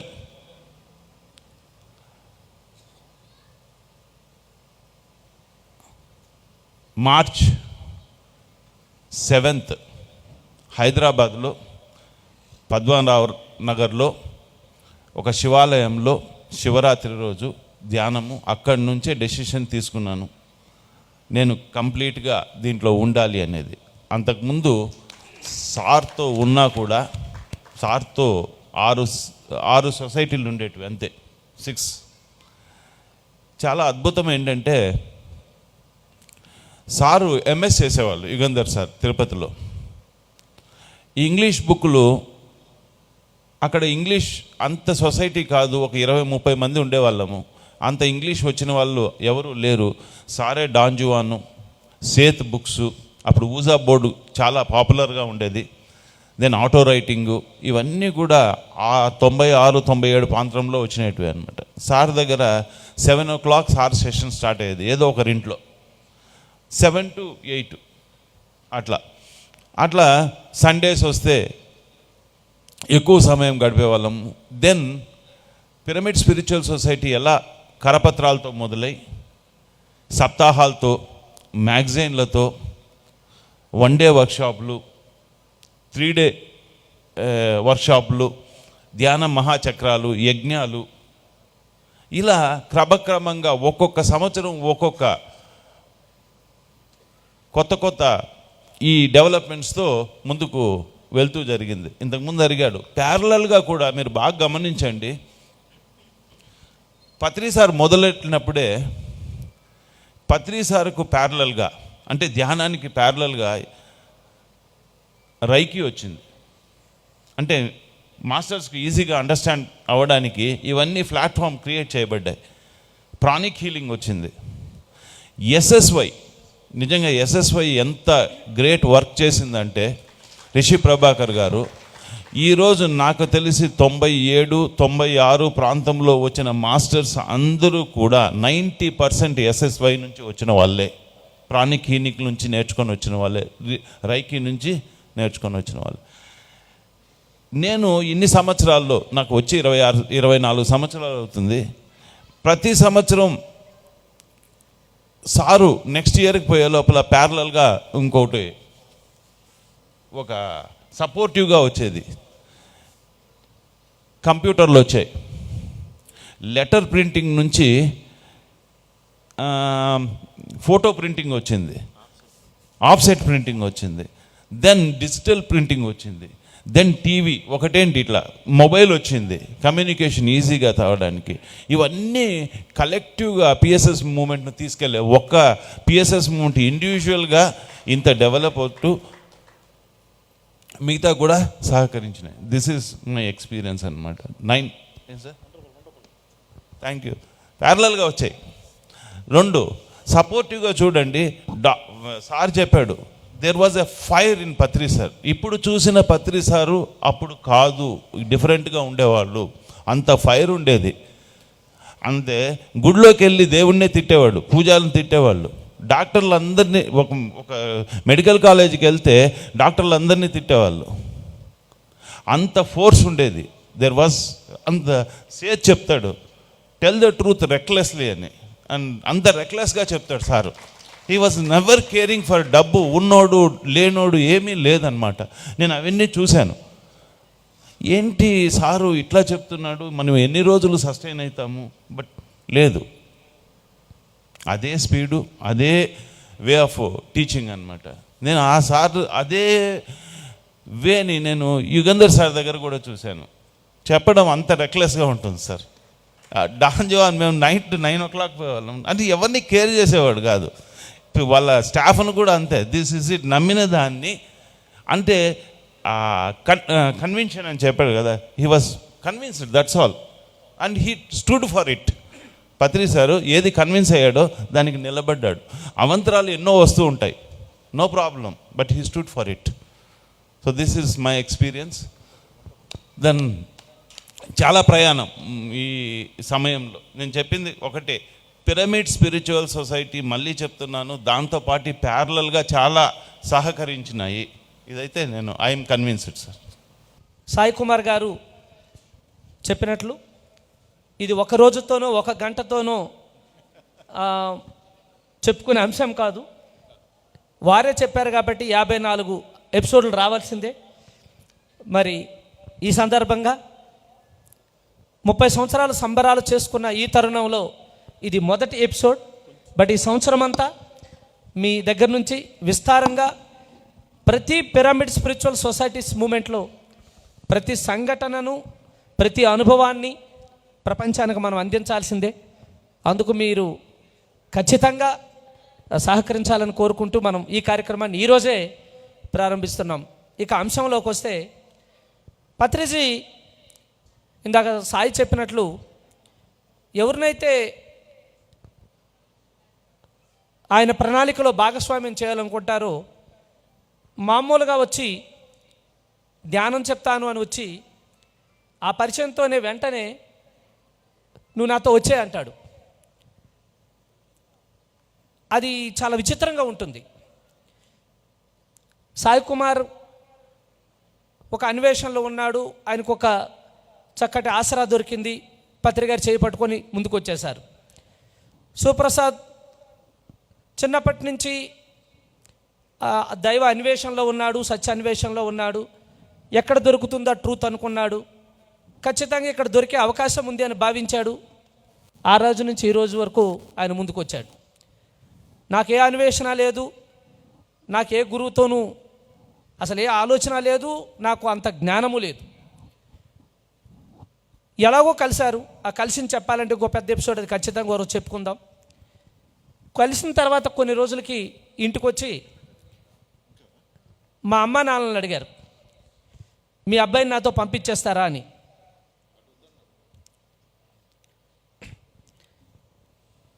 మా అమ్మ నాన్నలు ఏమనుకున్నారంటే, పత్రికారంత ఎత్తు మన జగిత్యాల సత్యనారాయణమూర్తి గారు లాగే తెల్లగా అంత ఎత్తుగా ఉంటే ఏ దేశాల నుంచో వచ్చినట్టున్నారు, మా బాబుకి ఏదైనా గవర్నర్ గిరి గట్టు ఉద్యోగం ఇస్తారేమో, తీసుకెళ్ళిపోండి బాబు అంటారు. తీసుకెళ్ళిపోండి బాబు అంటే వీళ్ళు చెప్పాడో బాగుంది, ఈయన వచ్చామన్న. నాకు ఎలా ఉండేదంటే, పత్రికారు ఎప్పుడైనా వస్తే ఉదయం వస్తే వెంటనే వాళ్ళని కలిసేసి మళ్ళీ కలుస్తాను సార్ అని చెప్పి నేను వెళ్ళిపోతే మళ్ళీ ఎప్పుడో కలిసేవాడిని. అటువంటిది ఒక 2-3 సార్లు వచ్చిన తర్వాత ఒకరోజు నేను క్లాస్ అంతా అయిపోయిన తర్వాత, బహుశా శివప్రసాద్ అండ్ సాయి కుమార్ ఉన్నారు, ఒక టాటా సుమోలో వస్తున్నాము. అప్పుడు టాటా సుమో పెద్ద వెహికల్ అనమాట. శ్రీకాకుళం నుంచి వైజాగ్ వస్తున్నాము. మధ్యలో పైడి భీమవరం అని ఒక ప్రదేశం ఉంటుంది. అంటే 50 kilometres, 100 kilometres Srikakulam to Visakhapatnam journey అయితే మధ్యలో 50th కిలోమీటర్స్. సో నేను ఆ ప్రాంతం అంతా బాగా తెలుసున్నాను కాబట్టి నాకు బాగా గుర్తుంది. సార్ ఒడిలో నేను కూర్చున్నాను. ప్లేస్ సరిపోదు, ఎందుకంటే వెనకాతల పుస్తకాల బ్యాగులు ఉన్నాయి, మా లగేజ్ ఉంది, ముందెవరో ఉన్నారు. కూర్చున్నప్పుడు, చూడు అయ్యా నువ్వు నాతో వచ్చేయాలంటాడు. నాతో వచ్చేయాలంటే నేను అనుకున్నాను, ఇప్పుడు నువ్వు అనడానికి లేదు, ఎందుకంటే దించేస్తే అటు వెళ్ళలేము ఇటు వెళ్ళలేము. రాత్రిపూట ఎక్కడికి వెళ్తాం, ఓకే అనుకున్నాం. కానీ నేను లోపల నవ్వుకుంటున్నాను, ఏంటి వచ్చేసేది, ఇప్పుడు దించిన తర్వాత మళ్ళీ మీకు సంవత్సరం దాకా కనిపిస్తే ఒట్టు. అయినా ఈ మనిషికి ఏం ధైర్యం, నన్ను వచ్చేయమంటాడు. నా పని ఏమిటి తెలుసా, నేనేదో చేసుకున్నాను, నేను వెళ్ళి ఏం చేయాలి వెళ్తాను నేను.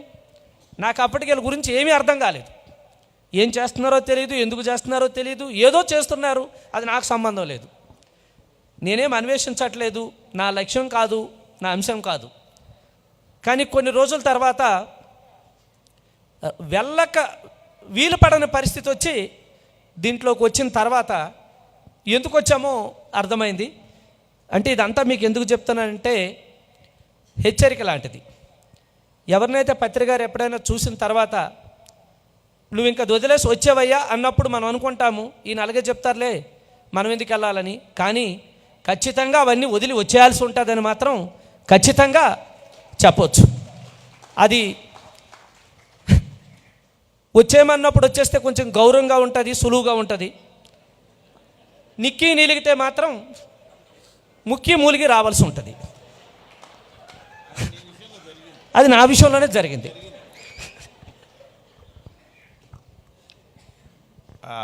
ఈ విషయం నేను ఖచ్చితంగా చెప్పాను.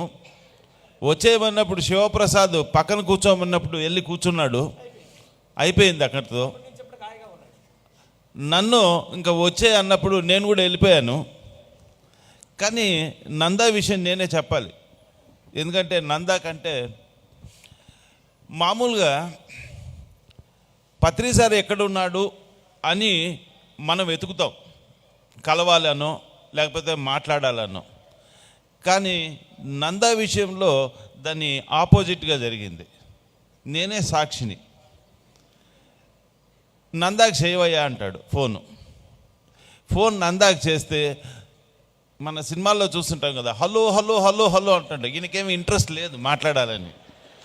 కట్ అవుతుందేమయ్యా మళ్ళా చేయి అంటాడు. వీడు మళ్ళీ హలో వినపడలేదండి, వినపడలేదు, మీరెవరు అంటాడు. అయినా పత్రిసారి ఈయన వదిలిపెట్టలే. ఆ రోజు మొబైళ్ళు లేవు, సొంత ఫోన్లు లేవు, ఎస్టీడీ బూతులు. కలకట్టా నుంచి వస్తున్నాం. నేను యాక్చువల్గా డైరెక్ట్గా వెళ్ళిపోవాలి తిరుపతికి. సారు నందా రిసీవ్ చేసుకోవాలి. కానీ ఈయన పైన ఎంత నమ్మకం అంటే వస్తాడో రాడో తెలియదు. కాబట్టి సాయి నువ్వు డైరెక్ట్గా తిరుపతికి వెళ్ళకు, ఇక్కడే దిగేసి, అంత నమ్మకం ఈయన పైన. పోయినాక నన్ను నిజంగానే నమ్మకంగానే రాలే. శ్రీకాకుళంలో జరిగిన ఇన్సిడెంట్ మళ్ళీ ఎస్టీడీ బూతులకు మనకేముంటాయి, అంత పెద్ద నోట్బుక్లో అందరి ఫోన్ నెంబర్ రాసుకోవడం. శ్రీకాకుళంలో ఆ రైల్వే స్టేషన్లో సార్ను ఆ బెంచ్ పైన కూర్చోండి, మీరు ఛాయ్ తాగుతూ ఉండండి, మేము ఫోన్ చేస్తాము. ఎప్పుడో ఒక గంటకో గంటన్నరకో వచ్చేవాడు. ఆ తర్వాత ఇంట్రెస్ట్ ఏం లేదు. ఆయన సతీష్ అనే మిత్రుడి ద్వారా వచ్చాడు. అట్లా జరిగిందనమాట. అట్లా పిలిచినప్పుడు రాలేదు. కానీ 2 ఏళ్ళ తర్వాత రావాల్సి వచ్చింది, వేరే దారి లేదు. ఆ పరిస్థితి నేను చూశాను. మ్యారేజ్ అయిపోయింది, ఇంట్లో సమస్యలు, ఇంట్లో నుంచి వచ్చేసాడు. సార్ అన్నాడు ఈయన 15 రోజులు మనతో ఉన్నాడు, యూ టేక్ కేర్ అని. అంతే. అప్పుడు వెహికల్లో తమిళనాడు అంతా మాతో తిరిగాడు. ఒక 2-3 ఇయర్స్ స్పిరిచువల్ ఇండియా ఆఫీస్లోనే ఉన్నారు. So many things. ఇంకా యూ కంటిన్యూ. సో నందా ఎలా వచ్చాడంటే, అప్పట్లో ఆ రోజుల్లో ఆయన ఎలా ఉండాడంటే, భలే భలే మగాడే సినిమా గుర్తుందా నానిది, సేమ్ క్యారెక్టర్. ఈయన బలవంత బ్రాహ్మణార్థం మీద వచ్చాడు, బలవంతంగా వచ్చాడు. ఎందుకు వచ్చాడు అంటే, అప్పట్లో శ్రీకాకుళం జిల్లా అంటే ఎన్టీ రామారావు గారు బాగా ఇష్టం. నిట్ కంప్యూటర్స్ అనే సంస్థ ఉండేది గవర్నమెంట్ అండర్టేకింగ్లో. శ్రీకాకుళం జిల్లాకి ఆయన తీసుకున్నాడు దాన్ని. అక్కడి నుంచి వైజాగ్లో బ్రాంచ్, తిరుపతిలో బ్రాంచ్. ఆ వైజాగ్ బ్రాంచ్ జీకే వాళ్ళ అన్నయ్యది సతీష్, అలాగే మన వంశీకరణది. 96 నవంబర్లో ఫస్ట్ టైం వైజాగ్ తీసుకెళ్లారు. దాని తర్వాత 2 నెలలకు 3 నెలలకు ఒకసారి వైజాగ్ వెళ్తుండేవాళ్ళం. వైజాగ్ తర్వాత విజయనగరం, శ్రీకాకుళం వెళ్ళాలని సార్ కోరిక పుట్టింది. అప్పుడు ఏం వెతికారు వాళ్ళంతా, ఈ నిట్టి సెంటర్లు ఎక్కడైతే ఉన్నాయో ఈయన పట్టుకున్నారు. సతీష్ ఫోన్ చేసి, నందా సార్ వస్తున్నారు, మేము కూడా వస్తున్నాం, క్లాస్ అరేంజ్ చేయను. ఆయనకి తెలుసు నేనేటి అరేంజ్ చేయను అని ఆ కంప్యూటర్ సెంటర్లో ఆ స్టూడెంట్స్ అందరిని పెట్టి అందరి ముందు కూర్చోబెట్టి చూపించి సూటు బూటు వేసుకుని డైరెక్టర్ కదా నిట్ కంప్యూటర్స్కి. ఆ ఇన్స్టిట్యూట్లో ఫస్ట్ క్లాసు శ్రీకాకుళంలో జరిగింది. అలా 97 ఎండింగ్లో జరిగింది అది. అప్పుడు వచ్చాడు ఆయన. నాకు సంపాదన వచ్చిన తర్వాత జ్యోతిష్యం మీద నమ్మకం కుదిరింది. వాళ్ళు ఏమైనా హెల్ప్ చేస్తే మనం కొంచెం ఇంకా ఉపగ్రహాలకు వెళ్ళొచ్చని, దేశ విదేశాలకు కాదు. కనిపించిన ఆస్ట్రాలజర్ అంతా వేలుకి అన్నీ చూసేవాడు. ఏ వేలు ఖాళీ ఉంటే ఆ వేలుకు ఉంగరం చెప్పేవాడు. బాగానే ఉన్నాయి కదా. ఈయనకి మనకు తెలియని ఇంకో నందా జీవితం ఉంది, చెప్పనా మీకు? ఆయన పెద్ద యాక్టరు, సినిమాలు కూడా తీశాడు. సినిమాలో స్పెషల్ రోల్స్ అన్నీ వేశాడు. బ్యాడ్ లక్ ఏంటంటే సినిమా రిలీజ్ అవ్వలేదు.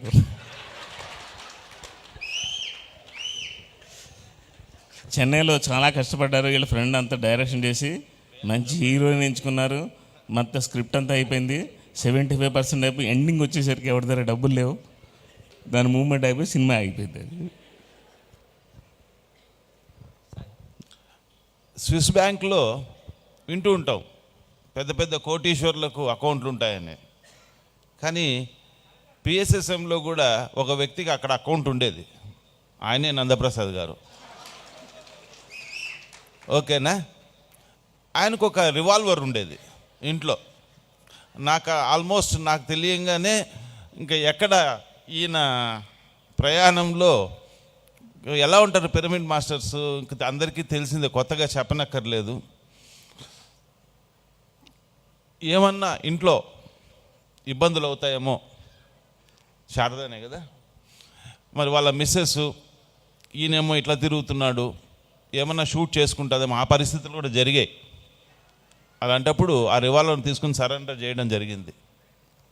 So this is about Nandaprasad. ఆయన జర్నీ చాలా 20 లక్షల రూపాయలు ఆ కాలంలో పెట్టి ప్రియాంక చోప్రాకు బర్త్డే సెలబ్రేషన్ చేశాడు ఈయన. ఓకేనా? సినిమా చూస్తే ఆమె హీరోయిన్ అనమాట. మనకు చేయాలి కదా. 20 లక్షల రూపాయలు. ఎందుకు వెళ్ళారు అనుకుంటున్నారు? నెక్స్ట్ సినిమా ఆమెతో చేయాలని. అంత హైట్ ఉన్నాడో లేదో తెలీదు, ఆమెతో సినిమా చేయాలని బర్త్డే ఫంక్షన్ చేశాడు వెళ్ళి. సో ఆయన ఏఎస్పీ గారు, డిఎస్పీ గారు, మీ మామగారు ఏసీపీ. ఆ పోలీస్ ఆయన కూతురుతో ఈయన ప్రయాణం సాగించాడు. ఇది ఎక్కడ దొరికితే వేసేద్దామని చూశాడు ఆయన. ఆ పెళ్ళి అవ్వడానికి 8 ఏళ్ళు పట్టింది. మొత్తానికి ఏదో ఈయన జీవితాన్ని కనుక చెప్పుకుంటే ఆయన టచ్ అయిన ఫీల్డ్ లేదు. ప్రతి దాంట్లోనూ పూర్తి ప్రవేశం తిరుగుతాడు. ఓ 70-75% అయిపోయిన తర్వాత ఆగిపోతుంది. అలా ఈయన స్టార్ట్ చేసిన సెక్టర్స్ కొన్ని వందలు ఉన్నాయి. నిలకడ ఎక్కడొచ్చింది అంటే తప్పించుకుని పారిపోయి గెంతి అన్నీ చేసి ఎప్పుడైతే పిరమిడ్ సొసైటీలోకి వచ్చిన తర్వాత కూడా ఆయన స్టాండర్డ్గా నిలబడలేదు. ఎప్పుడైతే నిలబడకుండా ఉన్నాడో ఓ రోజు వచ్చింది, ఏడు సాధించాను నేను, ఇన్ని వింగులైని, ఇన్ని చూశాను, అటు వెళ్ళాను, ఇటు వెళ్ళాను, ఇప్పుడు కూడా నాకేం లేదు. నువ్వు పూర్తిగా నిలబడలేదు నందా, నువ్వు నిలబడు, నీకు అన్నీ వస్తాయని. ఆయన నిలబడ్డాడు. అప్పటి నుంచి ఆయన లైఫ్ మారిపోయింది. ఎస్, నందా గురించి చెప్పుకున్నాం. ఒక్కసారి మన పత్రి సార్ గురించి కూడా చెప్తాను 2 ముక్కలు. ఎంత దివ్య దృష్టి అంటాం కదా, ఎంత ఉందో మనకు తెలియదు పత్రి సార్కు. నందాకు ముందు కూడా నేను చాలామందిని ఇలానే చూశాను. సారు చేసేవాడు, వాళ్ళ ఇంటే వెళ్ళేవాడు ఆయన వచ్చేంత వరకు. అట్లా నందా విషయంలో ప్రాక్టికల్గా ఇంకా బాగా క్లియర్గా తెలిసిందనమాట. పత్రి సార్ గురించి ఇప్పుడు ఒక్క మాటలో చెప్పాలంటే, ఎవరితోనైనా ఏ పనైనా చేయించుకోగలడు. గొప్ప నిష్ణాతుడు.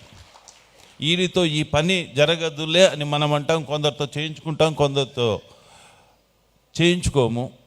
బట్ పత్రి సారు అందరితో అన్ని పనులు చక్కగా చేయించుకుంటాడు. ఇదే నిదర్శనం ఈరోజు. That is great. గొప్ప క్వాలిటీ సార్లాగే నందాలో నేను గమనించాను. జనరల్గా ఒక రూమ్ వేయకపోతే సెక్రటరీలము మాకివ్వరా అన్న ఒక భావము మాకుంటుంది. కానీ నందా దగ్గర గొప్ప గుణం ఏంటంటే, పర్లేదులేవయ్యా, ఎక్కడో చోట చూడండి అయ్యా, ఓ డార్మెంటరీ ఉంటే ఇవ్వండి అయ్యా, ఓ బెడ్ ఉంటే ఇవ్వండి అయ్యా. అన్ని అడ్వర్స్ సిచ్యువేషన్స్లో కూడా ఆ ఎగో అనేది ఉండదు, పోతూ ఉంటాడు ఇచ్చింది తీసుకొని. That's a greatness of Nanda. And నేను ఐ ఫీల్ ప్రౌడ్. నేను ఎప్పుడు గర్వంగా చెప్పుకుంటాను, నందా ఈజ్ మై ఫ్రెండ్. నందాతో నేను కొంత 20 సంవత్సరాల ప్రయాణం చేశానని సగర్వంగా చెప్పుకుంటాను. Thank you. సార్, ఎన్ని సాహసాలు చేశాడంటే, మీకు ఒక భయంకరమైన విషయం చెప్తా వినండి. మన కడుపు మనం చించుకుంటే కాలు మీద పడాలి, ఎవరు చించినా పడుతుంటే అనవసరంగా కెలుకో. మరి ఈయన ఒక కంప్యూటర్ కంపెనీ పెట్టాడు. దానికి మన మాస్టర్లు అందరూ కూడా సపోర్ట్ ఇచ్చారు. చాలా చాలా లక్షల రూపాయలు పెట్టారు. అది బంజారా హిల్స్లో ఉండేది ఆఫీసు. వాడు బ్యాంక్ గ్యారంటీలు ఇచ్చి కూడా వీళ్ళందరికీ చూపించి చాలా హడావిడి చేశాడు. ఫ్లైట్లో తీసుకెళ్ళడం, అప్పట్లో క్వాలిస్ ఉండేది, క్వాలిస్లో తీసుకెళ్ళి పెద్ద కంపెనీ అని అందరూ మురిసిపోయి చాలా లక్షలు పెట్టేశారు. దాదాపు 2000 టైంలో 4 కోట్లు పెట్టారు అంటే ఎంత అమౌంటో చూడండి. ఆ కంపెనీ ఎవరో కాదు, ఈయన ఫ్రెండే. ఈయన ముంచేసిన వాళ్ళందరూ కూడా ఈయన ఫ్రెండ్సే, బయట ఒక్కడు కాదు. ఈయన క్లాస్మేట్స్, ఈయన బిజినెస్ పార్ట్నర్సే. బంజారా హిల్స్లో ఆఫీసులో కూర్చున్నాడు. అరే నేను అర్జెంట్ పని నేను వెళ్తున్నాను రా, మనకు అన్నీ సెటిల్ అయిపోతాను, నువ్వు కూర్చుని ఆఫీస్ చూసుకోన్నాడు. ఆయనేమో ఫోన్ ఆపి చెన్నైకి దొబ్బేశాడు. ఈ డబ్బులు కట్టిన వాళ్ళందరూ ఆడి కోసం ఎతుకుతున్నారు. మామూలుగా ఎక్కడికైనా వచ్చాడు అనుకోండి, ఏంటేంటి ఇదే నా ఆఫీస్ అంటాడు కదా. ఆ కంప్యూటర్ ఆఫీస్కి ఓ పెద్ద డాకు గ్యాంగ్ వెళ్ళింది. ఎందుకంటే చాలా కోట్ల రూపాయలు వీళ్ళ ఫ్రెండ్ తీసుకుని వెళ్ళిపోయాడు. ఈయన అదే కంప్యూటర్ ఆఫీస్లో కూర్చున్నాడు. కూర్చునేసరికి వాళ్ళు వచ్చారు. ఏంటి అన్నారు. ఏదంటే ఇది మాదేంటి ఆఫీసు, మాదే అన్నాడు. అవునా, దా వెళ్దాం పదా అని భుజం వచ్చి చేసుకుని తీసుకెళ్ళి హైదరాబాద్లో పెద్ద డాన్ బాస్కో గ్యాంగ్ అది. రాత్రి అంతా పెట్టుకున్నాడిని. మరుసటి రోజు మధ్యాహ్నం పెద్ద పెద్ద గూండాల మధ్య కూడా రోజులు గడిపాడు.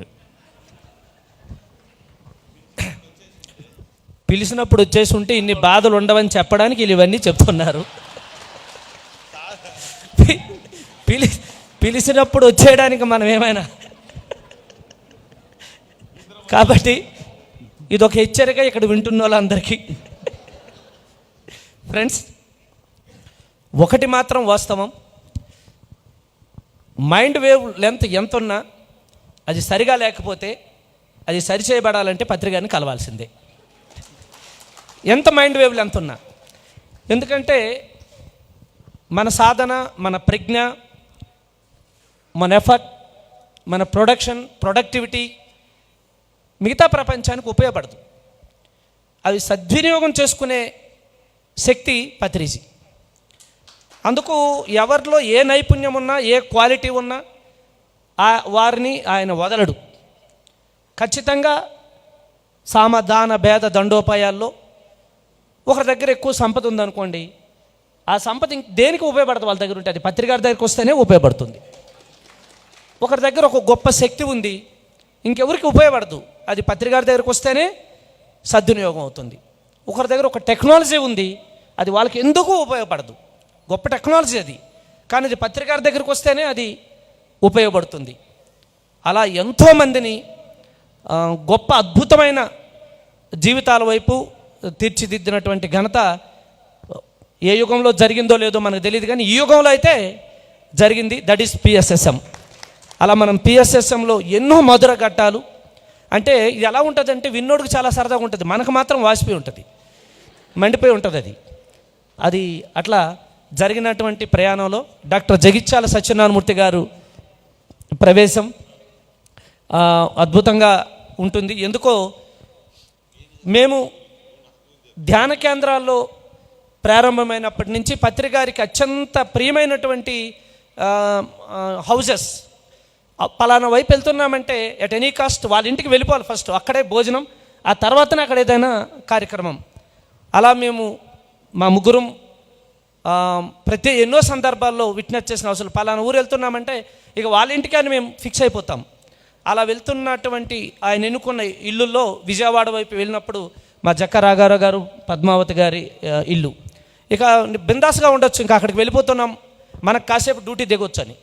ఇంక ఇందులో చాలా మెరాకల్స్ ఉంటాయి, చాలా ఇవి ఉంటాయి. పత్రికారితో ప్రయాణం అంటే క్వాలిస్లో వెళ్ళిపోయినంత సులువుగా ఉండదు. చాలామంది అంటారు, ఏమండి పత్రికారు మమ్మల్ని రమ్మన్నారు, సీట్ లేదా అనేసి. ఏంటి వీళ్ళు ఎలా అడుగుతున్నారు, ఒకసారి పిలిచేద్దాంలే అని చెప్పి పిలిస్తే నెక్స్ట్ స్టాప్లో చాలు సార్ నాకు చాలా పని ఉందని దిగి వెళ్ళిపోతారు వాళ్ళు. సో అవి ఇంకా చాలా ఉన్నాయి. అలాగే చాలామంది మా ఇంటికి పత్రికారిని ఎలాగైనా భోజనంకి తీసుకురండి, అవసరమైతే మీకు బట్టలు పెడతామంటారు, పత్రికారికి ఎలాగూ పెడతాం, మీకు కూడా బట్టలు పెడతామంటారు. ఇంటికి వెళ్ళిన తర్వాత అర్థమవుతుంది అందరి బట్టలు చిరిగిపోతాయి. ఆ తర్వాత అర్థమవుతుంది సార్వి ఇంకెప్పుడు మా ఇంటికి వద్దులేండి అనుకుంటారు. ఇలాంటి ఎన్నో ఉన్నాయి, ఖచ్చితంగా మనం పంచుకోవాలి అవి పిఎస్ఎస్ఎం మూమెంట్స్. కానీ సత్యనారాయణమూర్తి గారి ఇంటికంటే మాత్రం మేము హాయిగా గుండె మీద చేసుకొని వెళ్ళి వారిని సారింట్లో దించేసి మేము డాక్టర్ హౌస్లో దిగిపోవచ్చు. కాబట్టి అలాంటి doctor Satyanarayanamurthy garu one more witness for us. So ఈ 30 సంవత్సరాల ప్రయాణంలో మనం ప్రతి ఎపిసోడ్లోనూ కొన్ని విట్నెసెస్లను కూడా తీసుకుంటాం. ఈరోజు మన రెండో విట్నెస్ మన సత్యనారాయణమూర్తి గారు. వారి ప్రవేశం, వారి అనుభవాన్ని పత్రికతో ఈ సందర్భంగా పంచుకోవాల్సిందిగా ప్రార్థిస్తున్నాను. సభకి నమస్కారం అండి. పిరమిడ్ స్పిరిచువల్ సొసైటీ మూమెంట్కి నాకు అనుబంధం దాదాపుగా 23 సంవత్సరాలు. 1998 జూలై 6 నాడు మొట్టమొదటిసారిగా బ్రహ్మర్షి సుభాష్ పత్రి గారిని వారి ఇంట్లో కర్నూలులో కలవడం జరిగింది. ఈ పిరమిడ్ స్పిరిచువల్ సొసైటీ మూమెంట్ అనేది నాకు ఫస్ట్ తెలవడానికి కారణం ఏంటి అంటే, నేను అంతదాకా సత్యసాయి భక్తుడిని. దాదాపు 10 సంవత్సరాలు నేను పుట్టపర్తి సత్యసాయిబాబా వారికి అంకితం అయ్యాను. హైదరాబాద్లో దిల్సుఖ్ నగర్లో మా అత్తగారు మామగారు ఇల్లుంది. సో అక్కడ దిల్సుఖ్ నగర్కి వెళ్ళినప్పుడల్లా ఆ షిరిడి సాయిబాబా మందిరానికి తప్పకుండా వెళ్ళడం నాకు అలవాటు. ఒకరోజు అలాగే అక్కడికి వెళ్ళి నేను బుక్స్ సెర్చ్ చేస్తుంటాను, ఏమైనా ఆధ్యాత్మిక బుక్స్ చదువుకోవడానికని. దాంట్లో మొట్టమొదటిసారిగా ధ్యాన లహరి అనే మ్యాగజైన్ చూడడం జరిగింది. దాని మీద శ్యామ్ చరణ్ లాహిరి మహాశయ గారు ముఖ చిత్రం. మరి ఆయన ఎలా పరిచయం నాకు అని అంటే, మా కొలీగ్ డాక్టర్ సంపత్ అని ఈఎన్టీ సర్జన్ కరీంనగర్, ఆయన ఎవ్రీ వీక్ మా జగిత్యాలకు వచ్చి ఈఎన్టీ సర్జరీస్ చేస్తుండేవారు, విజిటింగ్ సర్జన్ అనమాట. ఆయన నేను సత్సాయి భక్తులమే. అక్కడ కరీంనగర్ జోన్ అంతా కూడా మేమందరం సత్సాయి గ్రూప్ ఉండేది.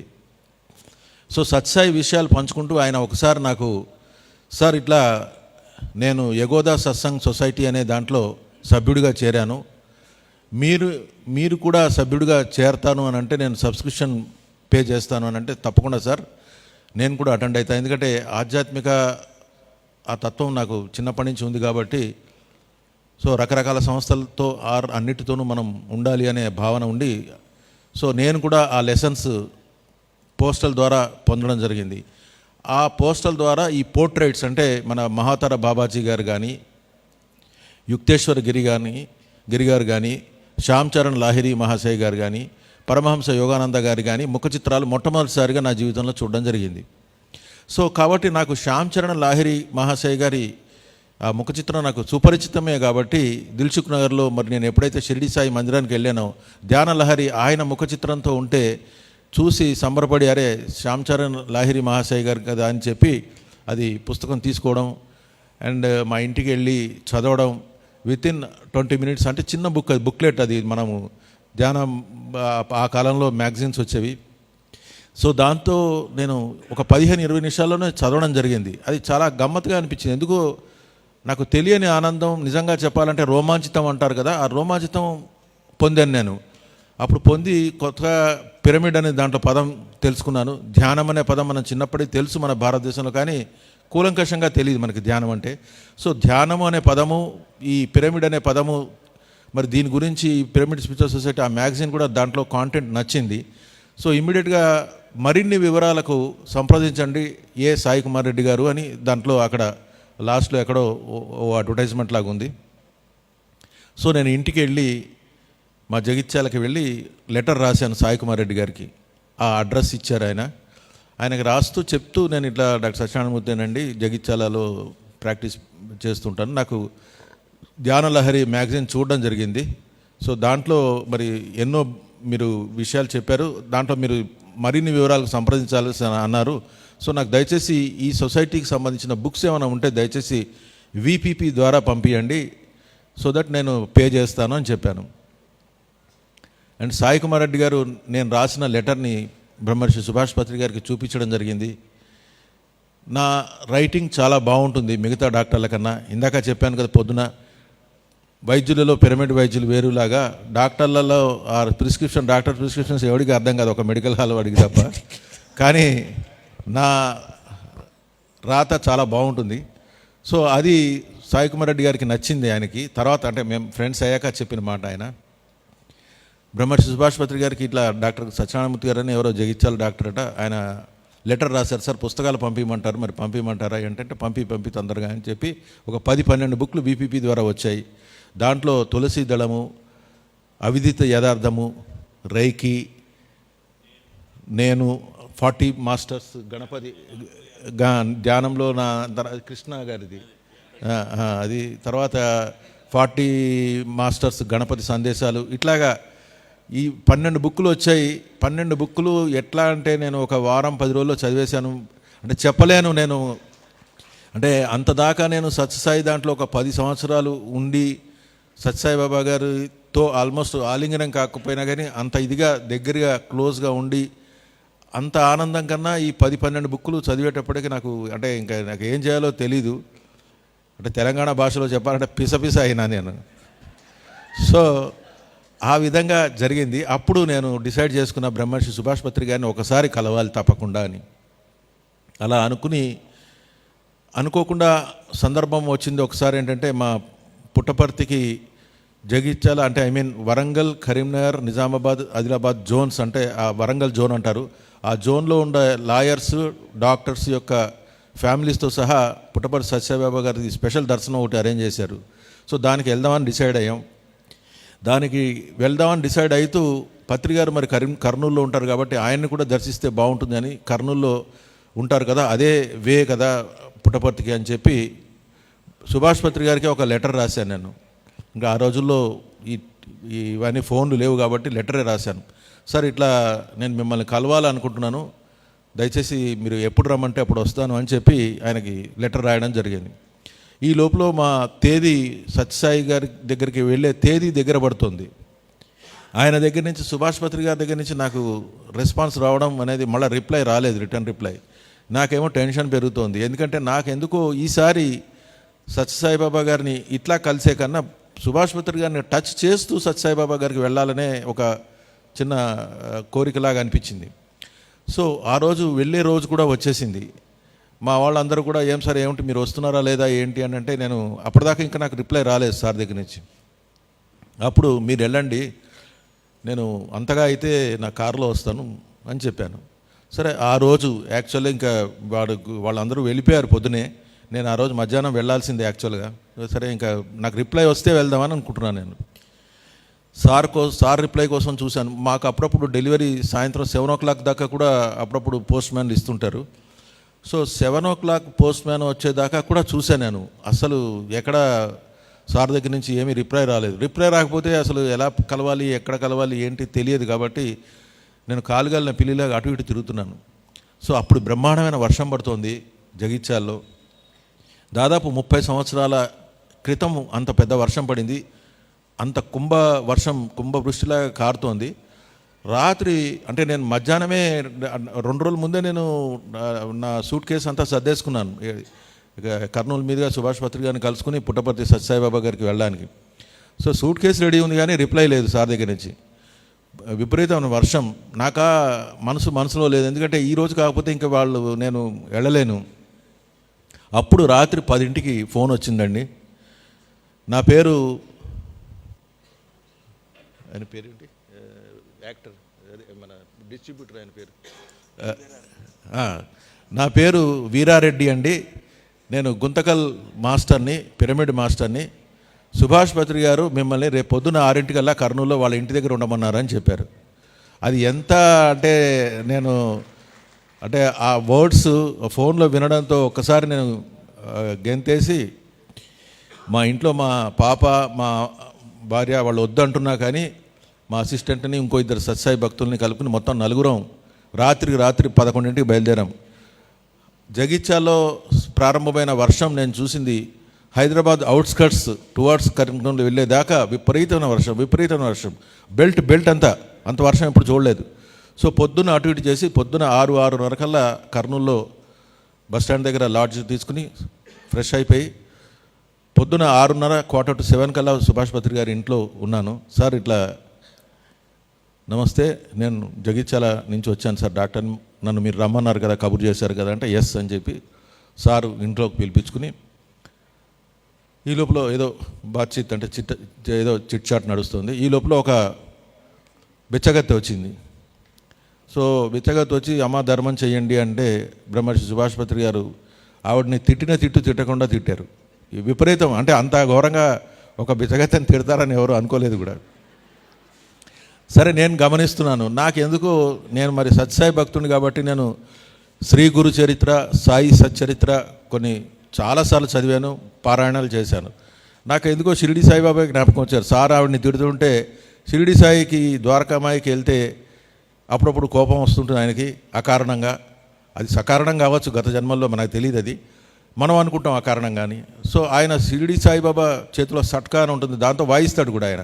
నాకు అదే జ్ఞాపకం వచ్చింది. దాంతో నేనేం మెంటల్గా నేనైతే ఏం టర్బులెంట్ కాలేదు, అంటే రియాక్షన్ ఏం లేదు, నాలుగు స్తబ్దగా ఉన్నాను నేను. కానీ నాతో వచ్చిన 3 మాత్రం అతలాకుతలయ్యారు వాళ్ళ మనసులో.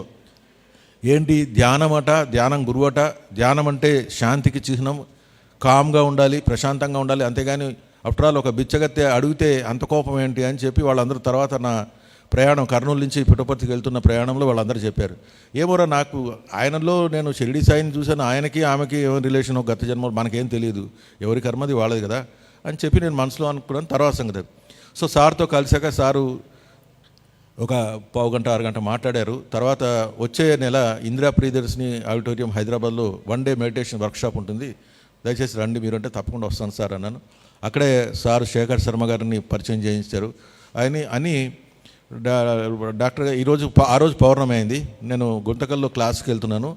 శేఖర్ శర్మ గారు సార్ డాక్టర్ గారిని పిరమిడ్లో కూర్చోబెట్టి ధ్యానం చేయించండి అంటే ఆయన కొంచెం 6 గంట కూర్చోబెట్టారు. తర్వాత మేమందరం మళ్ళీ పుట్టపర్తికి వెళ్ళిపోయాం.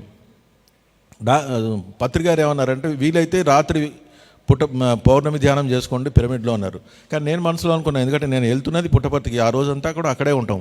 సో రాత్రికి మళ్ళీ రావడానికి వీలు కాదు అన్న అవగాహనలో సరే సార్ అని అన్నాను, అంతే. సార్కి ఏం కమిట్ కాలేదు. వెళ్ళాము. సో పుట్టపర్తి వెళ్తూ ఉన్న దారిలో వీళ్ళందరూ నన్ను షంటుతున్నారు ఇట్లాగే. సరే పుట్టపర్తికి వెళ్ళి అక్కడ డార్మిటరీ తీసుకున్నాము. ఆ రోజు మధ్యాహ్నం మాకు 3:30కి ప్రత్యక్షంగా ఈ వరంగల్ జోన్ సభ్యులందరికీ, అంటే డాక్టర్లు లాయర్ల యొక్క ఫ్యామిలీస్ మెంబర్స్కి ప్రత్యేకంగా మాకు అది ప్రత్యేక దర్శనం అనమాట. ఏది సత్యసాయి బాబా గారిది. ఆ రోజు 3:30కి మాకు పాద నమస్కారం అదంతా ఉండేది. సో మధ్యాహ్నం 11:30, 12 ఆ టైంకి డార్మిటరీకి వెళ్ళి నేను కొంచెంసేపు కునుకు వాళ్దామని కొంచెంసేపు పడుకున్నాను. నాకు ఎదురుగుండా భగవాన్ సత్యసాయి బాబా గారు ఫిజికల్గా అంటే ఫ్లెష్తో ఉన్నట్టుగా ఆయన నేను చూస్తున్నట్టుగా, ఆయన పాదాలు నేను ముట్టుకున్నట్టుగా అనిపించింది. ఆయన పాదాలు ముట్టుకుంటుంటే కూడా ఆయన అంగరఖాని పైకి కూడా లేపారు. సో ఎంత తృప్తి కలిగింది అని అంటే నేను చెప్పలేను. దాన్ని వివిడ్ డ్రీమ్ అంటాం మనం, కానీ అది యథార్థమా తెలియదు, మరి గట్టి కళ తెలియదు.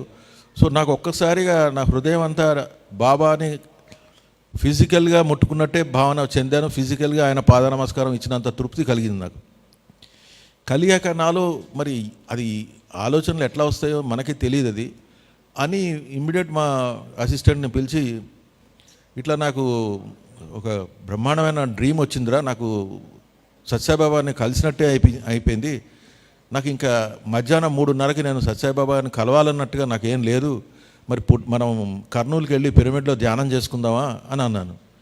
అంటే అంత దూరం మేము కర్నూలు నుంచి మరి పుట్టపర్తికి వచ్చిన వాళ్ళము ఈ చిన్న కళతో మరి నాకు ఎట్లా తృప్తి కలిగిందో మరి ఇంకొక ఆలోచన ఎలా వచ్చిందో నాకే అర్థం కాదు ఇప్పటికి కూడా, ఈ క్షణానికి కూడా. సో అప్పుడు ఇమ్మీడియట్గా మావాడు అన్నాడు, మీ ఇష్టం, మీకు తృప్తి కలిగితే వెళ్ళిపోదాం పదండి కర్నూలుకి, ఇక్కడ ఎలాగో 3:30 కదా, మీకు అంత తృప్తి చెందారు కదా అంటే సరే పోదాం రానా. నాతో వచ్చిన సాయి భక్తులు మాత్రం మేము సత్యసాయి బాబా స్పెషల్ దర్శనం అయ్యాక 5-6 అలా అయిపోతుంది, అప్పుడు బస్సు ఎక్కి మేము కర్నూలుకి వస్తాం, పిరమిడ్ నుంచి మళ్ళీ మనం జగిత్యాల వెళ్ళిపోదాం అన్నారు.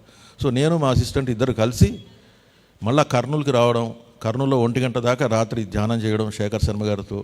అది నా మొట్టమొదటి ఈ పిరమిడ్ స్పిరిచువల్ సొసైటీ మూమెంట్లో నేను అక్కడ స్టార్ట్ అయింది.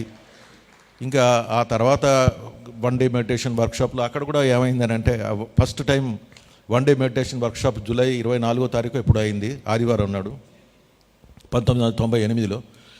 నేను అక్కడ మామూలుగా అప్పుడప్పుడే స్టార్ట్ అవుతాను, పొద్దున 10ంటికి అందరూ వస్తున్నారు, బిస్మిల్లా ఖాన్ గారి సునాదం వింటూ ఉంటాం కదా. అలాగా నేను ఒక వ్యక్తిని అడిగా, సార్ ఇట్లా నేను ఇక్కడ కలవాలి సాయి కుమార్ రెడ్డి గారిని అని. అది ఎవరో కాదు, నేనే సాయి కుమార్ రెడ్డి అన్నారు ఈయన. సో సాయి కుమార్ రెడ్డి గారిని ఆయననే అడిగా, నేను ఇట్లా జగిత్యాల డాక్టర్ని అండి, నేను సాయి కుమార్ రెడ్డి గారు నాకు కలవాలి అనుకుంటున్నాను అని అంటే, నేనే సాయి కుమార్ రెడ్డి అన్నారు. సో సాయి కుమార్ రెడ్డి గారితో ఆ రోజు పరిచయ భాగ్యం కలిగింది.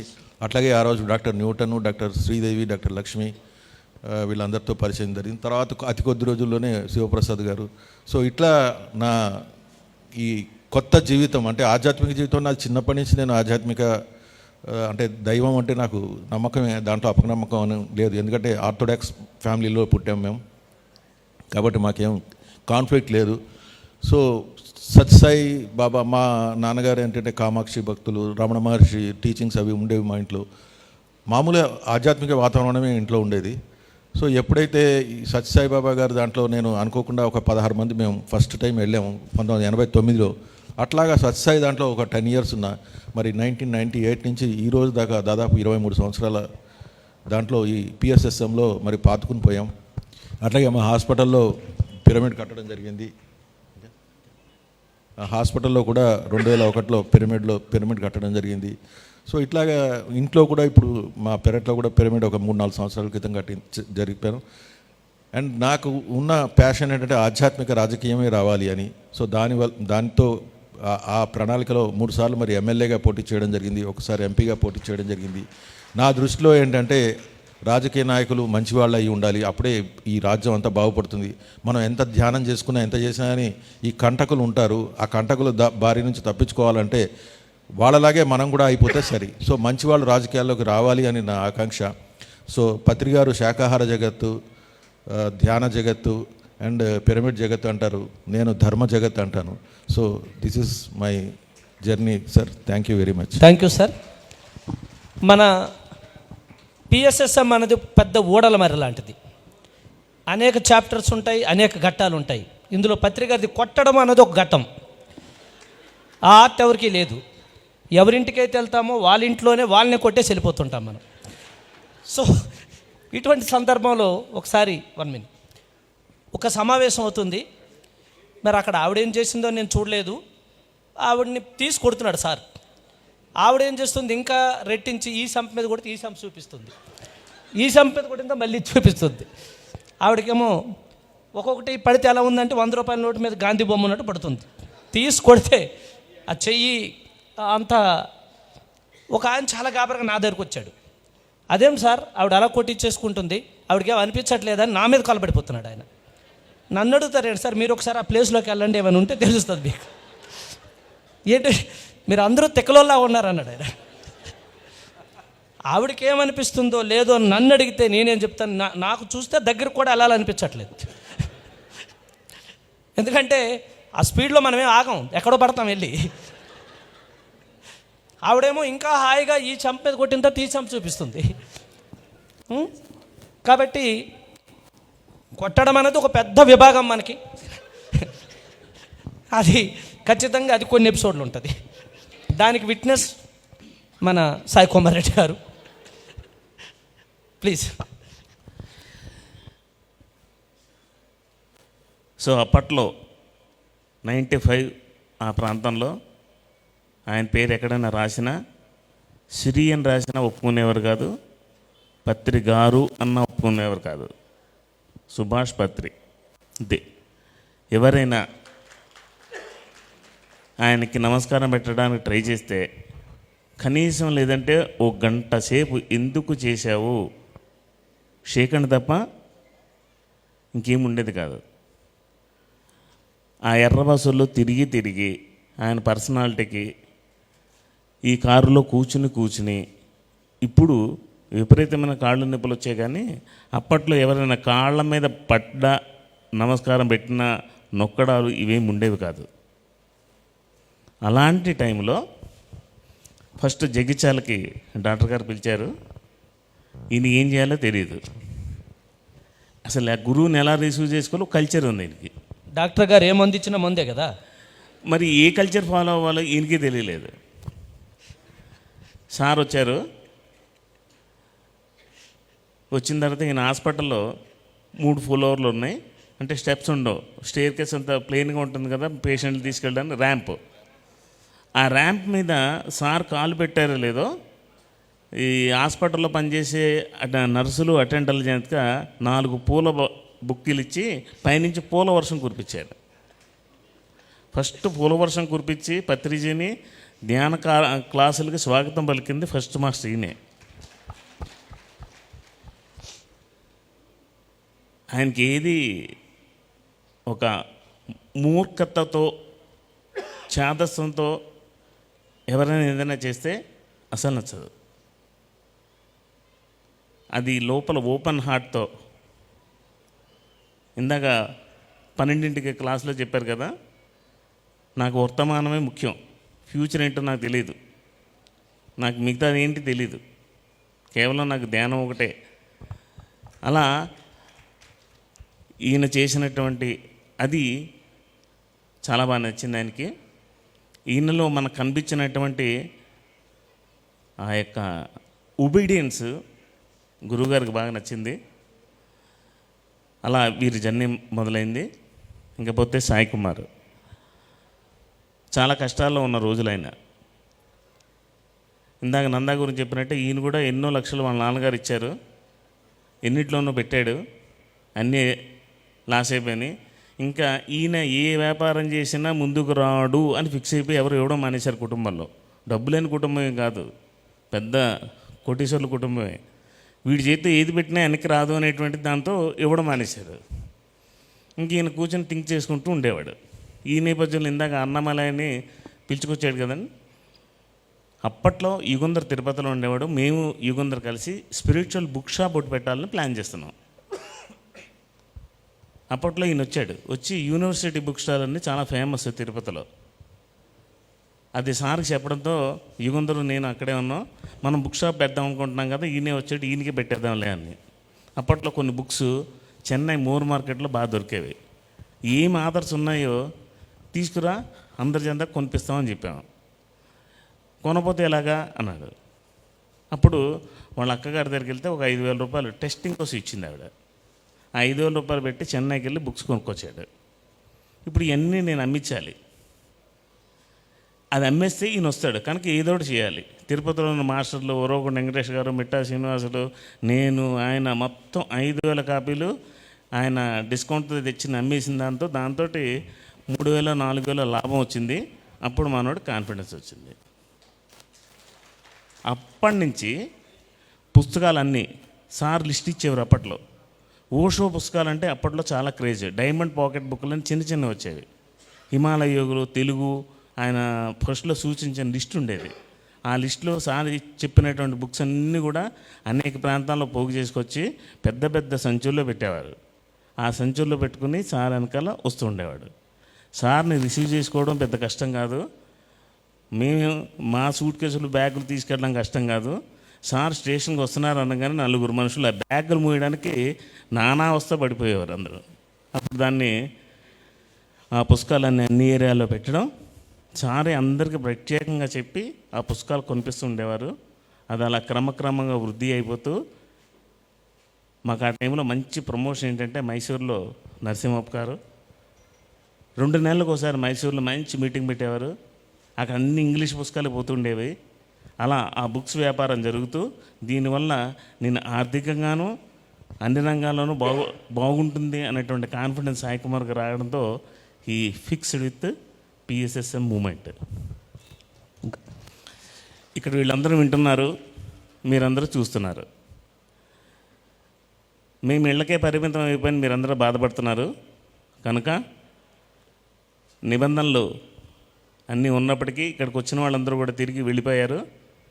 ఈ ఉమ్మడి తెలుగు రాష్ట్రాల్లో ఉండేటువంటి అన్ని పిరమిడ్ సొసైటీ పిరమిడ్ మాస్టర్లందరికీ కూడా విన్నపం ఏంటంటే, ఎవరు కైలాసపురికి రావాలనుకుంటున్నారో తక్షణం పెట్టేబేడ సర్దుకుని వచ్చేయండి. 5 రోజులు అయిపోయింది, ఇంకో 5 రోజులు ఉంది. అందరం కలిసి వేడుక చేసుకుందాం. ఏ పాసులతోటి పని లేదు. ఇక్కడంతా ఓపెన్ పాస్ పెద్దది పెట్టారు, దాంట్లోంచి వచ్చేస్తే అందరికీ పాస్ వచ్చేసినట్టే. మీరు అందరూ వచ్చేయండి, అందరూ ఈ 5 రోజులు వేడుక చేసుకుందాం. Thank you. యా, శివప్రసాద్ గారు ఈ పిఎస్ఎస్ఎంలో పత్రిక గారి ప్రణాళికలో అతి ముఖ్యమైన అంశం ఒకటి చెప్పారు.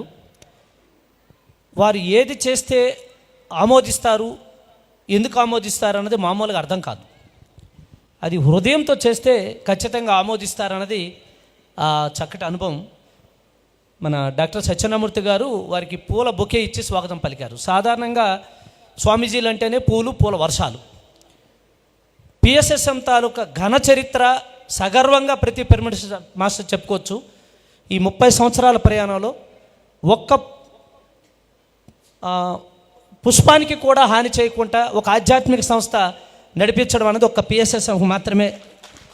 అయితే దీని మీద నాకు ఒక గొప్ప అనుభవం ఉంది. నేను పత్రికారు వచ్చినప్పుడు నాకు ఈ ధ్యానము ఇవన్నీ కాదు, నాకు ఓన్లీ ప్రెస్ కవరేజ్ ముఖ్యం. ప్రెస్ వాళ్ళు 2వ రోజు చక్కగా కార్యక్రమం జరిగింది, అందులో ఎవరు చేశారో వాళ్ళు ఫోటో పెడితే చాలు. కాబట్టి నాకున్న పరిచయాల్లో కొన్ని సంస్థలకు నేను కాంట్రాక్ట్ ఇచ్చేసేవాడిని. రేపు పత్రికారు వస్తున్నారు, ఏం చేస్తారో తెలియదు, ద బెస్ట్ చేయాలని. వాళ్ళు ఎవరు ధ్యానులు కాదు, వాళ్ళకి ధ్యానం అక్కర్లేదు, ఓన్లీ యాక్టర్స్. ఒకసారి దీపధ్యానం అంటే ఏంటి? ఒక 500 మహిళలు వరుసగా దీపాలు పట్టుకుని ఉండడం, పత్రికారిని వెల్కమ్ పలకడం. అది ప్రెస్లో రావాలి అంతే. ఆ తత్వాలు ధ్యానం చేసినా పర్వాలేదు, ఇది చెప్పకపోయినా పర్వాలేదు, నాకు సంబంధం లేదు. ఇంకోసారి ఇంకో ధ్యానం. ఇలా ఒకరోజు ఏం చేశామంటే, ఒక వీధిలో నుంచి పత్రికారిని నడిపిస్తూ తీసుకెళ్తూ 2 వైపుల నుంచి మేడల మీద నుంచి అందరూ పుష్పాలు వేయడం. డబ్బు వాళ్ళది కాదు కదా, కాంట్రాక్ట్ నేను కదా, కాబట్టి గుమ్మరించారు. చాలా ఆనందపడిపోయాడు అనుకున్నాను. ప్రెస్ కవరేజ్, ఫోటోలు చాలా బాగున్నాయి, వాళ్ళు తీసుకున్నారు, వెళ్ళిపోయారు అనుకున్నాను. ఇక క్లాస్కి వెళ్ళిన తర్వాత, సార్ ఒక్క నిమిషం, మా సీక్రెట్స్. క్లాసుకు వెళ్ళిన తర్వాత ఈ పూల వర్షాన్ని ఎవరు కురిపించారు అంటే అందరూ ఇంత అయిపోయి ముందుకు వచ్చేసారు, మీవే సార్ అని. అక్కడ జరిగింది క్లాసు కాదు, అగ్నిపూల వర్షం. అసలు పూలని చింపమని తెంపమని మీకు ఎవడు చెప్పాడు, ఎవడిచ్చాడు హక్కు అంటాడు. నేను ఫస్ట్ టైం స్టన్ అయిపోయినాను. పూలను తెంపుకోవడానికి కూడా మనకు హక్కులు కావాలా? ఇదేమి అసలు? దేవుడు, భక్తి, గురువు అంటేనే జరిగేదంతా పూలు కదా. ఇదేంటి ఎలా తిడుతున్నాడు ఈయన? ఏది నచ్చలేదు ఇక్కడ అంటే మరి ఇంకా వాళ్ళ క్లాస్ ఏమీ లేదు. అప్పుడు నేను ఫస్ట్ టైం విన్నాను ఘంటసాల పుష్ప విలాపం. అంతా చెప్పిన తర్వాత ఘంటసాల చెప్పాడు, అయినా మీకు అర్థం కాలేదా అని చెప్పి పువ్వులను తెంపరాదు అన్నారు. అప్పటి నుంచి పువ్వును చూస్తే నాకు భయం వేస్తుంది, ఇది ఎవడు తెంపేసి మన మీద పెడతాడు అని. అలా ఒక్క పుష్పాన్ని కూడా ముట్టకుండా ఆధ్యాత్మికత అన్న గొప్ప సరికొత్త చరిత్రని నడిపించింది పిఎస్ఎస్ఎం. సో ఇందాక సాయి కుమార్ గారు చెప్పినట్లు ఎంతోమంది స్వీయ అనుభవాలతో అన్ని మజిలీలను ప్రపంచానికి ఆవిష్కరించాలి. అది పిఎంసి బాధ్యత, పిరమిడ్ మెడిటేషన్ ఛానల్ బాధ్యత. కాబట్టి రాబోతున్న సంవత్సరంలో మీకు మరి మన సాయి కుమార్ రెడ్డి గారు, శివప్రసాద్ గారు, దామోదర్ రెడ్డి గారు, కేశవరాజు గారు, ఆయన గొప్ప రాజు గారు, అలాంటి ఎంతోమంది మాస్టర్స్ అందరి అనుభవాలతో పిఎస్ఎస్ఎం 30 సంవత్సరాల ప్రయాణాన్ని మీకు వారం నిరంతరాయంగా అందించే ప్రయత్నం చేస్తాం. Thank you very much. Thank you.